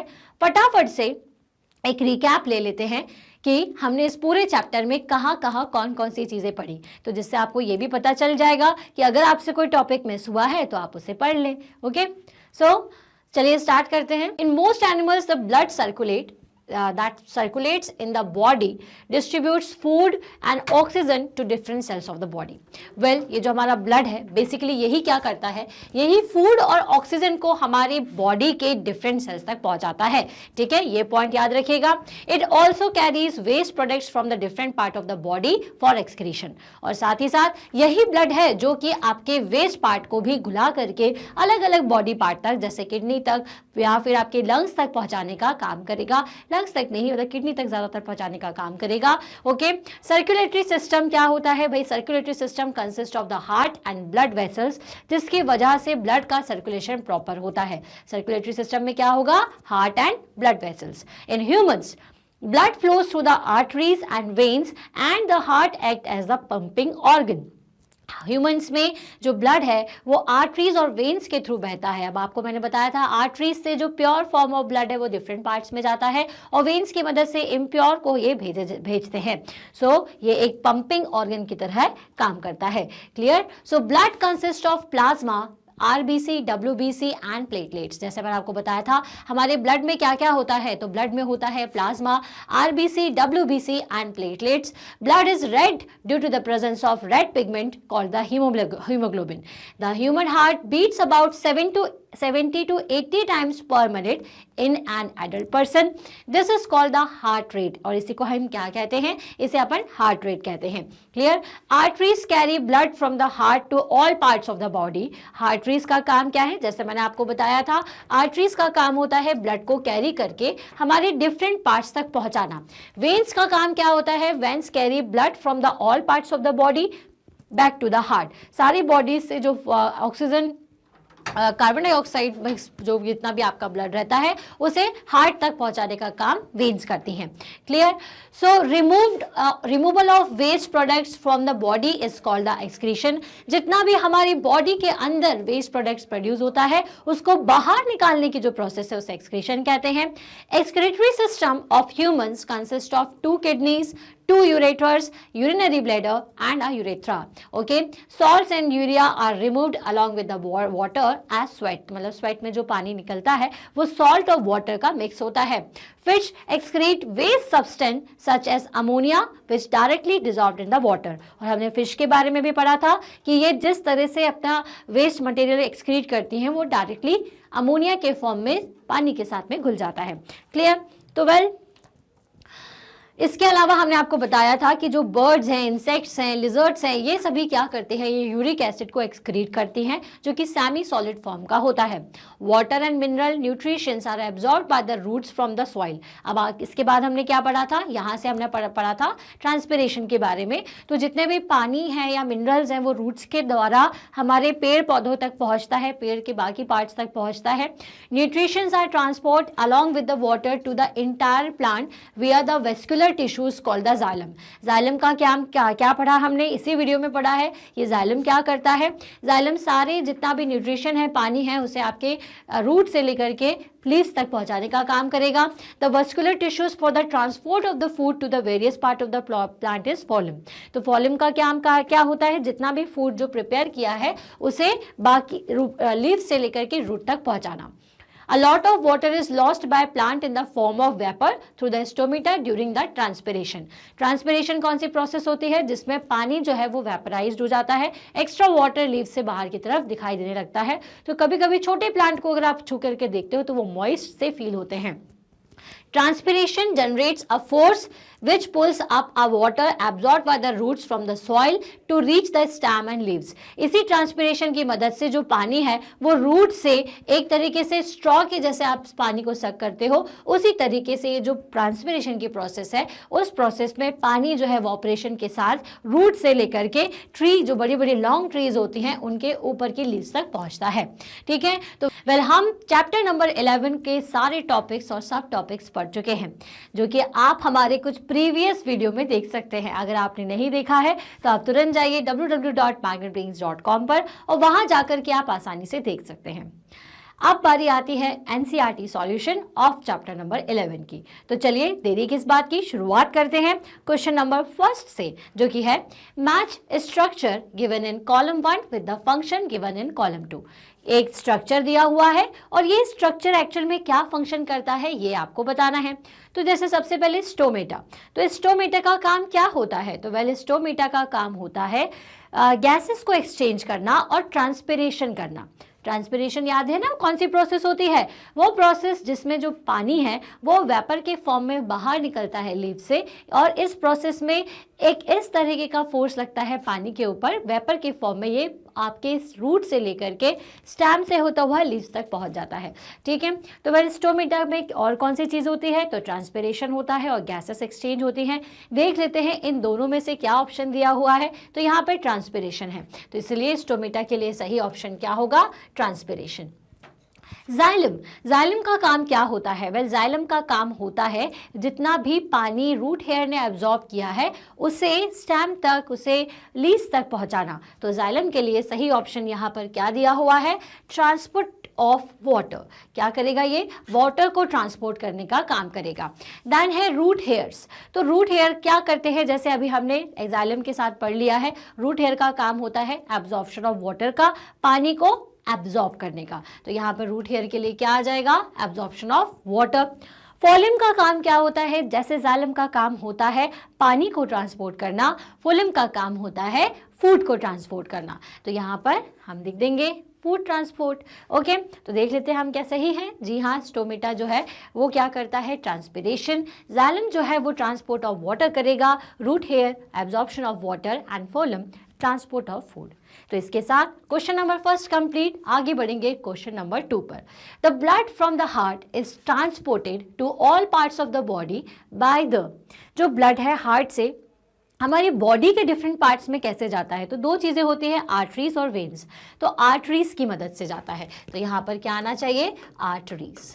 ठीक है, यहाँ पर अपन लिख देते हैं arteries. Haemoglobin is present in dash cells. अब हीमोग्लोबिन रेड कलर फॉर्म करता है, किस सेल में प्रेजेंट होना चाहिए, तो ये haemoglobin is present in RBC, red blood cells. ठीक है, arteries and veins are joint by a network of. तो आर्टरीज और वेन्स जो कहाँ पर जाकर के मिलती है, तो डायग्राम याद करिए, नीचे एक नेटवर्क बना हुआ था, वो था कैपिलरीज का, तो ये हो जाएगा कैपिलरीज। ओके, देन उसके बाद the rhythmic expansion and contraction of heart. ठीक है, अपना हार्ट क्या होता है, एक्सपैंड होता है, फिर कॉन्ट्रैक्ट होता है, फिर एक्सपेंशन होता है, फिर कॉन्ट्रैक्ट होता है, जिसकी वजह से आपको कुछ सुनाई देता है। क्या सुनाई देता है, हार्ट बीट। तो heart is called the heart rate या फिर हार्ट बीट्स। ठीक है, नेक्स्ट है the main excretory product in human being is. Human being में जो मेन प्रोडक्ट होता है जो कि एक्सक्रीट होता है वो कौन सा होता है, तो वो होता है यूरिया। क्या होता है, urea. The sweat contains water and water. Sweat में क्या चीज़ें होती हैं, पानी के साथ साथ सॉल्ट, तो यहाँ पर आ जाएगा salt, right. Kidneys eliminate the waste material in the liquid form called. तो किडनी से कौन सा वेस्ट मटेरियल एलिमिनेट होता है जो कि एक्सक्रीट किया जाता है, फिर वो होता है यूरिन। ठीक है, चलिए आगे देखते हैं। Water reaches great height in the tree because of the suction pull caused by. तो ये जो सक्शन होता है, जो सक्शन पुल मतलब पानी को ऊपर की तरफ खींचना, जिसकी वजह से वो दूसरे पार्ट तक पहुंच जाए, तो ये सक्शन को किस वजह से होता है, ट्रांसपिरेशन की वजह से। क्या लिखेंगे यहाँ पर आप, ट्रांसपिरेशन, राइट। चलिए, तो यहाँ पर हमारे जो फिल इन द ब्लैंक्स हैं वो कंप्लीट होते हैं। देख लेते हैं कि क्या हमारे सारे ऑप्शन सही हैं। जी हाँ, पहला आर्टरी, रेड ब्लड सेल्स, दूसरा capillaries, heart beat, urea, salt, urine and transpiration. Clear, आगे बढ़ेंगे, देखेंगे थर्ड क्वेश्चन क्या है। चूज द करेक्ट ऑप्शन, आपको करेक्ट ऑप्शन बताना है। In plants water is transported through. तो प्लांट में पानी किस वजह से ट्रांसपोर्ट होता है, जाइलम, फोलम, स्टोमेटा या फिर रूट हेयर। तो ट्रांसपोर्ट करने का काम कौन करता है, जाइलम। एब्जॉर्ब करने का काम करती हैं रूट हेयर, तो इसलिए इसका ऑप्शन क्या होगा, जाइलम। ठीक है, water absorption through roots can be increased by keeping the plants. अब वाटर एब्जॉर्प्शन जो है उसको कैसे बढ़ाया जा सकता है, क्या अगर हम प्लांट को शेड में रख दें या फिर डिम लाइट में रख दें, covered with a polythene bag या फिर अंडर फैन।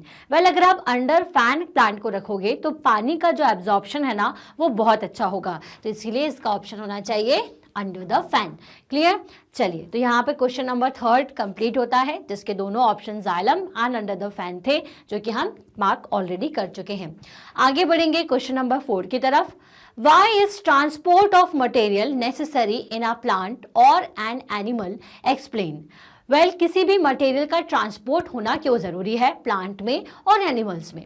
ट्रांसपोर्टेशन का क्या मतलब होता है, ट्रांसपोर्टेशन का मतलब होता है ज़रूरी मिनरल्स को, न्यूट्रिशंस को हमारी बॉडी के, एनिमल्स की बॉडी के और प्लांट के डिफरेंट पार्ट्स तक पहुंचना ट्रांसपोर्टेशन कहलाता है। साथ में वेस्ट मटेरियल का हमारी बॉडी से बाहर आना भी ट्रांसपोर्टेशन है।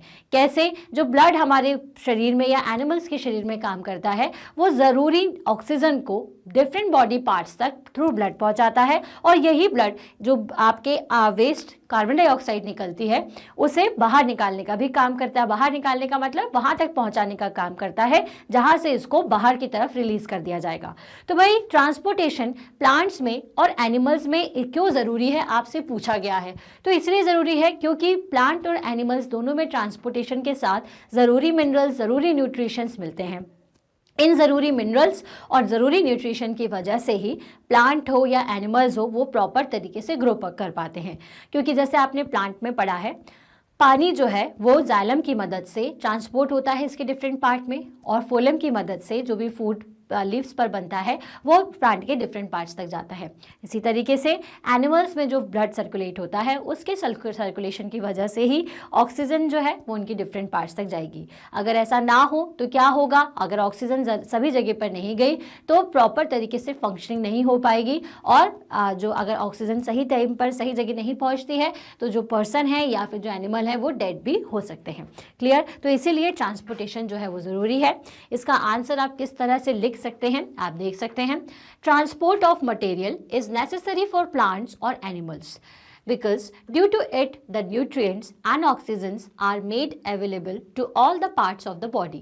If the transport of necessary nutrients and oxygen does not take place in the body will not be able to survive. Right तो यहाँ पर क्वेश्चन नंबर 4 हम कंप्लीट करेंगे। आगे बढ़ते हैं क्वेश्चन नंबर 5 की तरफ। What will happen if there are no platelets in the body, in the blood? तो ब्लड में अगर प्लेटलेट्स ना हो तो WBC काउंट या WBC जो आपका वाइट ब्लड सेल्स है उसमें प्लेटलेट्स भी होती हैं। तो प्लेटलेट्स नहीं होगी तो क्या होगा? तो ज़रा वो इंसिडेंट याद करिए। बूझो ने बताया था कि वो खेलते खेलते गिर गया और अचानक से खून बहने लगा। ये जो खून है थोड़ी देर बाद रुक गया था। क्यों रुक गया था? क्योंकि वहाँ पर क्लॉट जम गया था ब्लड का। ये जो क्लॉट जमता है ब्लड का वो बनता है प्लेटलेट्स की वजह से। अब ज़रा सोचिए कि अगर उसके ब्लड में प्लेटलेट्स नहीं होती तो क्या होता? ये जो ब्लड है वो कंटिन्यूसली बहता जाता और रुकने का नाम ही नहीं लेता। अगर ब्लड नहीं रुकेगा तो क्या होगा? हमारी बॉडी में ब्लड की कमी हो जाएगी और हम बीमार हो जाएंगे या फिर हम बहुत वीक हो जाएंगे। ठीक है, हमें डॉक्टर के पास भी जाना पड़ सकता है। इसलिए क्या ज़रूरी है कि ब्लड्स में प्लेटलेट्स रहें, ताकि क्या हो, जो अब कभी ऐसी कंडीशन आ जाए तो उस कंडीशन में क्लॉट जमाने के लिए बेहतर होती हैं। ठीक है, इसके साथ भी बहुत सारे फंक्शन होते हैं लेकिन वो हम थोड़े हाई क्लास में पढ़ते हैं। तो फिलहाल the blood platelets are responsible for the clotting of the blood. When some injury occur blood starts flowing but it clots out its own. If there are no platelets the blood will not be able to clot and keeping on flowing. Huge loss of blood ultimately causes death. Clear? चलिए, तो यहाँ पर platelets क्यों ज़रूरी है इसको जानने के बाद आगे बढ़ेंगे क्वेश्चन नंबर 6 पर। तो what are stomata? Give 2 functions of stomata. Stomata क्या होता है, इसके 2 फंक्शंस बताइए। तो स्टोमेटा कहाँ पाया जाता है? तो सबसे पहले आप बता सकते हैं stomata present in the leaves of the plant. Plant के लीव्स की लोअर लेयर पर ये जो स्टोमेटा है वो होता है। ये एक्चुअली पर टाइनी पोर्स होते हैं। ठीक है, क्या होते हैं ये? टाइनी से पोर्स, मतलब छोटे छोटे से पॉइंट्स होते हैं, पोर्स होते हैं, खुले हुए पॉइंट। ठीक है, इन पोर्स की मदद से क्या होता है? इन पोर्स की मदद से गैसेस का एक्सचेंज होता है, मतलब ऑक्सीजन और कार्बन डाइऑक्साइड का क्या होता है? ट्रांसपोर्टेशन होता है, या फिर आप ये कह सकते हो ऑक्सीजन को ये छोड़ते हैं और कार्बन डाइऑक्साइड को लेते हैं, और किसी किसी रेस्पिरेशन के सिस्टम में कार्बन डाइऑक्साइड को भी यूज़ करते हैं। तो बेसिकली ये ऑक्सीजन को ही रिलीज़ करेंगे। ठीक है, स्टोमेटा जो है वो आपके ग्रीन पिगमेंटेशन भी कहलाते हैं। क्लियर है? तो इसका जो फंक्शन है वो मैंने बता दिया। पहला तो ये गैसेस को एक्सचेंज करता है, दूसरी चीज़ ये ट्रांसपिरेशन करता है। ठीक है, सो आप आंसर कुछ इस तरह से दे सकते हैं। There are small openings on the lower surface of the leaves, these pores are called the stomata. ये जो लीव्स होती हैं जिनके लोअर सरफेस पर ये छोटे छोटे से ओपनिंग्स होती हैं, इन्हीं को ही हम स्टोमेटा कहते हैं। These openings are surrounded with the guard cells. ठीक है, ये इस तरह से ये जो ओपनिंग्स होती है ना, ये गार्ड सेल्स से इस तरह से सराउंडेड होती हैं। ठीक है, so the function of stomata is it helps in transpiration of water, that is the loss of excess water from the plant. Loss of water from stomata creates an upward pull, that is suction pull, which helps in absorption of water from the roots. They help in exchange of gas. ये transpiration करते हैं, इसलिए क्या होता है? Excess water जो है वो रूट से ऊपर की तरफ आता है, और ये जो वाटर एक सक्शन पुल के साथ में ऊपर आता है, ये हमारे प्लांट के हर पार्ट तक पहुंच जाता है। साथ ही साथ ये स्टोमेटा क्या करता है, जैसा मैंने आपको बताया, एक्सचेंज ऑफ गैसेस के लिए काम में आता है। चलिए बढ़ेंगे क्वेश्चन नंबर 7 की तरफ। Does transpiration serve any useful function in plants? Explain. तो ट्रांसपिरेशन क्या करता है प्लांट्स में? तो ट्रांसपिरेशन का मतलब क्या होता है? पानी जब आप जैसे छोटे कभी प्लांट्स को छू करके देखते हैं तो वो थोड़े से मॉइस्ट लगते हैं, मतलब एक सक्शन पुल के साथ में पानी जो है वो रूट से होता हुआ प्लांट के डिफरेंट पार्ट्स में पहुंचता है। तो ये ट्रांसपिरेशन क्यों ज़रूरी है? तो ट्रांसपिरेशन से ज़रूरी मिनरल्स जो हैं वो प्लांट के डिफरेंट बॉडी पार्ट्स में पहुंच जाते हैं। और साथ ही साथ जिस तरह से ह्यूमंस में स्वेटिंग होती है ना, उसी तरीके से प्लांट्स में ट्रांसपिरेशन करता है। ट्रांसपिरेशन उनके टेम्परेचर को मेंटेन करता है, दैट मीन्स उन्हें कूल डाउन करता है। तो आप इसका आंसर कुछ इस तरह से पॉइंट में दे सकते हैं, जैसे it helps to enhance the absorption of water and dissolved minerals by the creation of suction pull. It helps in getting rid of the excess water. It helps in transport of water and minerals to the leaves. Leaves use the water for the photosynthesis, क्योंकि इस पानी को ही ये जो leaves है वो photosynthesis के लिए यूज करती है, इसीलिए भी transpiration important है। And last, जैसे मैंने आपको बताया था, it produces a cooling effect on the plant. जैसे sweating से humans की body cool रहती है, उसी तरीके से transpiration से एक cooling effect plant को मिलता है। क्लियर? यहाँ करेंगे क्वेश्चन नंबर 7 के बाद हम क्वेश्चन नंबर 8 की बात। सो क्वेश्चन नंबर 8 क्या है? What are the components of blood? Blood के कंपोनेंट्स पूछ रहा है, दैट मीन्स कि ब्लड में ऐसी कौन कौन सी चीजें हैं ये आपको बतानी है। तो हमने पढ़ा था ब्लड्स में होते हैं प्लाज्मा, प्लाज्मा के साथ आरबीसी, डब्ल्यूबीसी, प्लेटलेट्स, तो ये सभी कंपोनेंट्स हैं। तो आप इसका आंसर इस तरह से देख सकते हैं कि प्लाज्मा क्या करता है, रेड ब्लड सेल्स क्या करती हैं, व्हाइट ब्लड सेल्स क्या करती हैं और प्लेटलेट्स क्या करती हैं। तो प्लाज्मा का काम क्या होता है? Plasma is a liquid part of the blood which is yellowish in colour and contain 90% of water. ठीक है, तो देख रहे हैं आप कि चाहे आपको वेस्ट मटेरियल को आपकी बॉडी से बाहर निकालना हो, चाहे आपको प्रॉपर ब्लड सर्कुलेशन करना हो, दोनों के लिए ही क्या जरूरी है कि आप जितना ज्यादा हो सके पानी पिएं, क्योंकि प्लाज्मा जैसे आप देख रहे हो ये एक लिक्विड पार्ट होता है हमारे ब्लड का जो कि येलोइश कलर का है, जिसमें 90% पानी होता है। It contains food, enzymes, waste and proteins. ठीक है, जितने भी फूड्स होते हैं, एंजाइम्स प्रोडक्ट होते हैं या फिर वेस्ट प्रोडक्ट जो भी है, वो सभी इस ही प्लाज्मा के अंदर होता है। इसमें क्या होता है? रेड ब्लड सेल्स होती हैं। Red blood cells are disc shaped cells. ठीक है, डिस्क के समान ऐसी दिखने वाली सेल्स होती हैं that containing red coloured pigmented called the haemoglobin in it, and haemoglobin helps in transportation of oxygen. अब जैसा मैंने आपको पहले भी समझाया हुआ है कि हीमोग्लोबिन का मेन काम क्या है कि ऑक्सीजन को हमारी बॉडी में ट्रांसपोर्ट करना, उसे पहुंचाना। तो अगर हीमोग्लोबिन बॉडी में कम है, दैट मीन्स कि बॉडी में ऑक्सीजन कंटेंट कहीं ना कहीं कम हो रहा है, इसलिए हीमोग्लोबिन को मेंटेन करना जरूरी है। उसके बाद ब्लड का नेक्स्ट कंपोनेंट कौन है? उसके बाद ब्लड का जो नेक्स्ट कंपोनेंट है वो है उसकी व्हाइट ब्लड सेल। अब व्हाइट ब्लड सेल्स क्या करती है? बेसिकली हमारी बॉडी में जितने भी फॉरेन मटेरियल होते हैं जो कि इन्फेक्शन को बनाते हैं, इन्फेक्शन प्रोड्यूस करते हैं, या जो भी जर्म्स आ जाते हैं उनको किल करने का काम ये व्हाइट ब्लड सेल्स करती हैं। तो white blood cells are the fighting cells which protect us against bacteria and foreign material causing infection. Platelets क्या काम क्या है? जैसे मैंने बताया था कि आपको कभी चोट लग जाती है तो थोड़ी देर बाद आप देखते हो कि खून बहते बहते रुक जाता है। क्यों रुकता है? क्योंकि क्लॉटिंग वहां क्रिएट हो जाती है ब्लड की, जो कि कौन करता है? जो कि करती हैं platelets. So platelets helps in clotting of the blood. तो these are some components of the blood. हर कंपोनेंट ऑफ ब्लड के बारे में आपको बहुत बेहतर तरीके से याद रखना है। तो यहाँ पर करते हैं इस क्वेश्चन को कंप्लीट, आगे बढ़ेंगे, देखेंगे कि हमारा नेक्स्ट क्वेश्चन क्या है। So why is blood needed by all the parts of the body? Well, ये पूछ रहे हैं आपसे। अब ये तो आपको अच्छे से पता है कि ब्लड की जरूरत क्यों है। तो भाई ब्लड ही एक ऐसी चीज है जो कि आपकी बॉडी में प्रॉपरली सर्कुलेट होती है।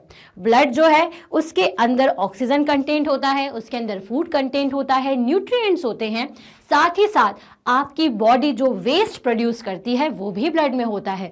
तो ब्लड का होना हमारी बॉडी में जरूरी है, क्योंकि यही ब्लड जो है वो हमारी डिफरेंट बॉडी पार्ट्स तक ऑक्सीजन को, न्यूट्रिएंट्स को, फूड को पहुंचाएगा। साथ ही साथ जो वेस्ट प्रोड्यूस होगा, जैसे for example carbon dioxide contain जो ब्लड है वो क्या करता है? कार्बन डाइऑक्साइड को हार्ट के थ्रू आपके लंग्स तक पहुंचाता है ताकि कार्बन डाइऑक्साइड आपकी बॉडी से बाहर रिलीज हो जाए। क्लियर? तो ब्लड जो है वो बहुत इंपॉर्टेंट है, ऑब्वियस सी बात है। So blood is needed by all the parts because it contain the digested food and oxygen in it. It supply the oxygen and digested food to various part of the body to provide essential energy to them which helps the body to perform the various functions. Obvious सी बात भाई, blood के अगर नहीं बहेगा हर body part में, proper amount of oxygen नहीं मिलेगी, प्रॉपर अमाउंट ऑफ एनर्जी नहीं मिलेगी, तो हमारा कोई भी अगर ऐसा पार्ट है जिसमें ब्लड नहीं फ्लो कर पा रहा है तो उसमें प्रॉपर एनर्जी नहीं होगी और फिर वो काम ही नहीं कर पाएगा। क्लियर? आगे बढ़ते हैं क्वेश्चन नंबर 9 के बाद क्वेश्चन नंबर 10 पर। What makes the blood look red? अब ऐसी कौन सी चीज़ होती है ब्लड में जिसकी वजह से वो रेड कलर का दिखता है? तो मैंने बताया था कि ब्लड्स में होती हैं रेड पिगमेंटेशंस, जिसको हम कहते हैं हीमोग्लोबिन। हीमोग्लोबिन की वजह से ही ये जो ब्लड है हमारा रेड कलर का दिखता है, ठीक है। बेसिकली ये जो पिगमेंट्स होते हैं उनका काम क्या होता है, जो कि हमने जस्ट अभी हमारे प्रीवियस क्वेश्चन में पढ़ा था कि इसका काम होता है ऑक्सीजन को कैरी करना और हमारे डिफरेंट बॉडी पार्ट तक पहुंचाना। Okay, so are red pigmented called haemoglobin gives the blood its red colour. This pigment help in carrying oxygen to various part of the body by blood. Clear? तो यहाँ पे question number 10 हमारा complete. आगे बढ़ेंगे और देखेंगे next question क्या है। Describe the function of the heart. Well, heart का क्या फंक्शन है? वेल, अब आपको तो पता है कि हमारा हार्ट क्या करता है कि ऑक्सीजन मिक्स्ड जो आपका ब्लड है उसे आपके वेरियस पार्ट तक पहुंचाएगा, ठीक है। किसकी मदद से? आर्टरीज की मदद से। और वेन्स जो होती है जिसे अपन वेंट्रिकल्स कहते हैं, जो कि क्या करते हैं, ऐसे ब्लड को रिसीव करती हैं जिसमें कार्बन डाइऑक्साइड कंटेंट हो और उसे आपके लंग्स तक पहुंचाएगी। तो आपका जो हार्ट है, क्योंकि उसमें राइट साइड पे आर्टरीज और लेफ्ट साइड पर वेंट्रिकल्स होते हैं, तो इनकी मदद से क्या होता है कि जो आपका ऑक्सीजन मिक्स्ड ब्लड है वो भी आपकी बॉडी तक पहुंचे और कार्बन डाइऑक्साइड मिक्स्ड जो ब्लड है उसको ये बाहर करने का काम करता है। तो बेसिकली ये प्यूरीफायर की तरह भी काम करेगा। दूसरी चीज़, आपका जो भी ब्लड है जो कि प्यूरीफाइड है उसे आपके डिफरेंट बॉडी पार्ट्स में पहुंचाने का काम करता है। So the right auricles and the ventricle receive the blood with carbon dioxide from all parts of the body. The collected blood is then pumped to the lungs for the purification. In lungs, the exchange of gas take places and purified blood is sent back to the left ventricle and it pumps into the left ventricle, which in turn pump off the purified blood to all parts of the body through the arteries. Clear? तो चलिए भाई, heart का तो बहुत ही important role है हमारी body में। Next है question number 12, why it is necessary to excrete waste product. Well, हमारी बॉडी में कई तरीके के वेस्ट प्रोडक्ट्स बनते हैं। जैसे आपने देखा कि जब आप खाना खाते हैं तो जो भी वेस्ट पार्ट है वो आपके लार्ज इंटेस्टाइन में प्रोड्यूस हो जाएगा और बाहर आ जाता है। साथ ही साथ जो आपका किडनी है वो भी वेस्ट प्रोडक्ट को अलग कर देती है, जिसमें यूरिया कंटेंट बहुत ज़्यादा होता है, ठीक है। आपके जो लंग्स हैं वो कार्बन डाइऑक्साइड को बाहर करने का काम करते हैं। तो पॉइंट वाइज पॉइंट समझिएगा। क्या होता है कि अगर ब्लड में ऑक्सीजन कंटेंट है, होता ही है, कार्बन डाइऑक्साइड कंटेंट भी होता है, अगर ये दोनों मिल जाते हैं तो क्या होगा? अगर दोनों मिल गए तो कार्बन हीमोग्लोब प्रोड्यूस हो जाता है, जो कार्बो हीमोग्लोब। ओके, तो ये जो चीज़ है ये क्या करती है, एक तरीके से पॉइजन क्रिएट कर देती है। तो हमारा जो भी ह्यूमन है वो डेड भी हो सकते हैं, वो उनकी डेथ हो जाएगी। क्लियर? तो पहली चीज़ क्या ज़रूरी है कि कार्बन डाइऑक्साइड बाहर निकले। तो ज़रूरी है कि ये कार्बन डाइऑक्साइड जो कि वेस्ट है वो हमारी बॉडी से बाहर निकालना चाहिए। सेकेंड चीज़ कि अगर यूरिया कंटेंट भी हमारी बॉडी में हो गया तो हमारी बॉडी बहुत ज़्यादा एसिडिक हो जाएगी। दैट मीन्स कि उसका भी बाहर निकलना ज़रूरी है। तो किडनी का प्रॉपर तरीके से फंक्शन करना ज़रूरी है। अगर प्रॉपर तरीके से फूड डाइजेस्ट नहीं हो रहा है तो भी वो आपको दिक्कत करेगा और उससे जो आपका अनडाइजेस्टेड फूड है अगर वो बाहर नहीं गया तो उससे भी कई तरीके की आपको स्टमक रिलेटेड प्रॉब्लम्स हो सकती हैं। तो इसलिए भाई ज़रूरी है कि आपकी बॉडी में ये जो वेस्ट पार्ट है वो ब्लड के साथ में ना मिले और वो कुछ ऐसी रिएक्शंस ना करे जिसकी वजह से ह्यूमन की डेड हो जाए। तो इसलिए ज़रूरी होता है कि जितना भी ये जो एक्सक्रीटेड वेस्ट है उसका बाहर निकलना ज़रूरी है। Certain waste and toxic product are form during the functioning of the body cell. The waste product like the urea etcetera are toxic. When these toxic material are not removed from the body they get mixed with the blood and can damage the cells of the body. It is necessary to remove such poisonous waste material from our body. Clear? चलिए, so देखते हैं अब हमारा question number 13। यहाँ पर आपको क्या करना है, एक्सक्रीटरी सिस्टम आपको इसमें ड्रॉ करना है, जिसमें आपको सारे पार्ट्स के बारे में बताना है। जैसे कि आपको तो पता ही है आपका जो एक्सक्रीटरी सिस्टम होता है उसमें किडनी होता है, ureter, urinary bladder, urethra and urinary opening. ठीक है, तो ये डायग्राम आप देख लीजिए, यही आपको ड्रॉ करना है। तो वेल, इस क्वेश्चन के साथ हम कंप्लीट करते हैं NCERT solution of our chapter number 11। अगर आपने इस चैप्टर के कुछ प्रीवियस टॉपिक को मिस कर दिया है या आप उसे पढ़ नहीं पाए हैं तो आप कहां से देख सकते हैं? आप देख सकते हैं www.magnetbrains.com से। आपको क्या करना है, जस्ट URL पर टाइप करिए www.magnetbrains.com। इस तरह से एक स्क्रीन ओपन हो जाएगी जिसमें आप अगर नीचे देखेंगे तो आपको क्लासेस दिखती हैं। आप जिस क्लास से हैं, फॉर एग्जाम्पल क्लास 7, तो क्लास 7 को सिलेक्ट करें। सेलेक्ट करते साथ ही एक और स्क्रीन ओपन होती है जिसमें हर सब्जेक्ट के फोल्डर्स बने हुए हैं। आपको जो भी सब्जेक्ट पढ़ना है उस पर वॉच नाउ पर क्लिक करें। वॉच नाउ पर क्लिक करते साथ ही एक और स्क्रीन ओपन हो जाती है जिसमें नीचे की तरफ चैप्टर वाइज सारे वीडियोस दिए हुए हैं जिनके टॉपिक, सब topics, everything is there. Just आपको क्या करना है, जो भी टॉपिक पढ़ना चाहते हो उस पर क्लिक कर दीजिए। क्लिक करते साथ ही एक वीडियो ओपन हो जाएगा। वीडियो को पूरा जरूर देखिए क्योंकि जब तक आप वीडियो पूरा नहीं देखेंगे कोई भी टॉपिक आपको समझ में नहीं आएगा। जब आप वीडियो देख लें, आपको पसंद आए तो बिल्कुल इसे लाइक करिए, इसे शेयर करिए अपने सेम क्लास के स्टूडेंट्स के साथ, क्योंकि साथ में पढ़ने का मजा ही कुछ और होता है। साथ ही साथ आप इस चैनल को शेयर कर सकते हैं उन स्टूडेंट्स के साथ भी जो कि आपसे थोड़े बड़ी या छोटी क्लास में हैं, क्योंकि हम दे रहे हैं 100% free classes from kindergarten to class 12th। साथ ही साथ चैनल को सब्सक्राइब जरूर करें ताकि जो भी रिसेंट अपडेट है रिलेटेड टू योर क्लास वो सबसे पहले आप तक पहुंच जाए। तो मिलते हैं हम हमारे नेक्स्ट वीडियो में। Till then stay happy, stay healthy. Thank you so much.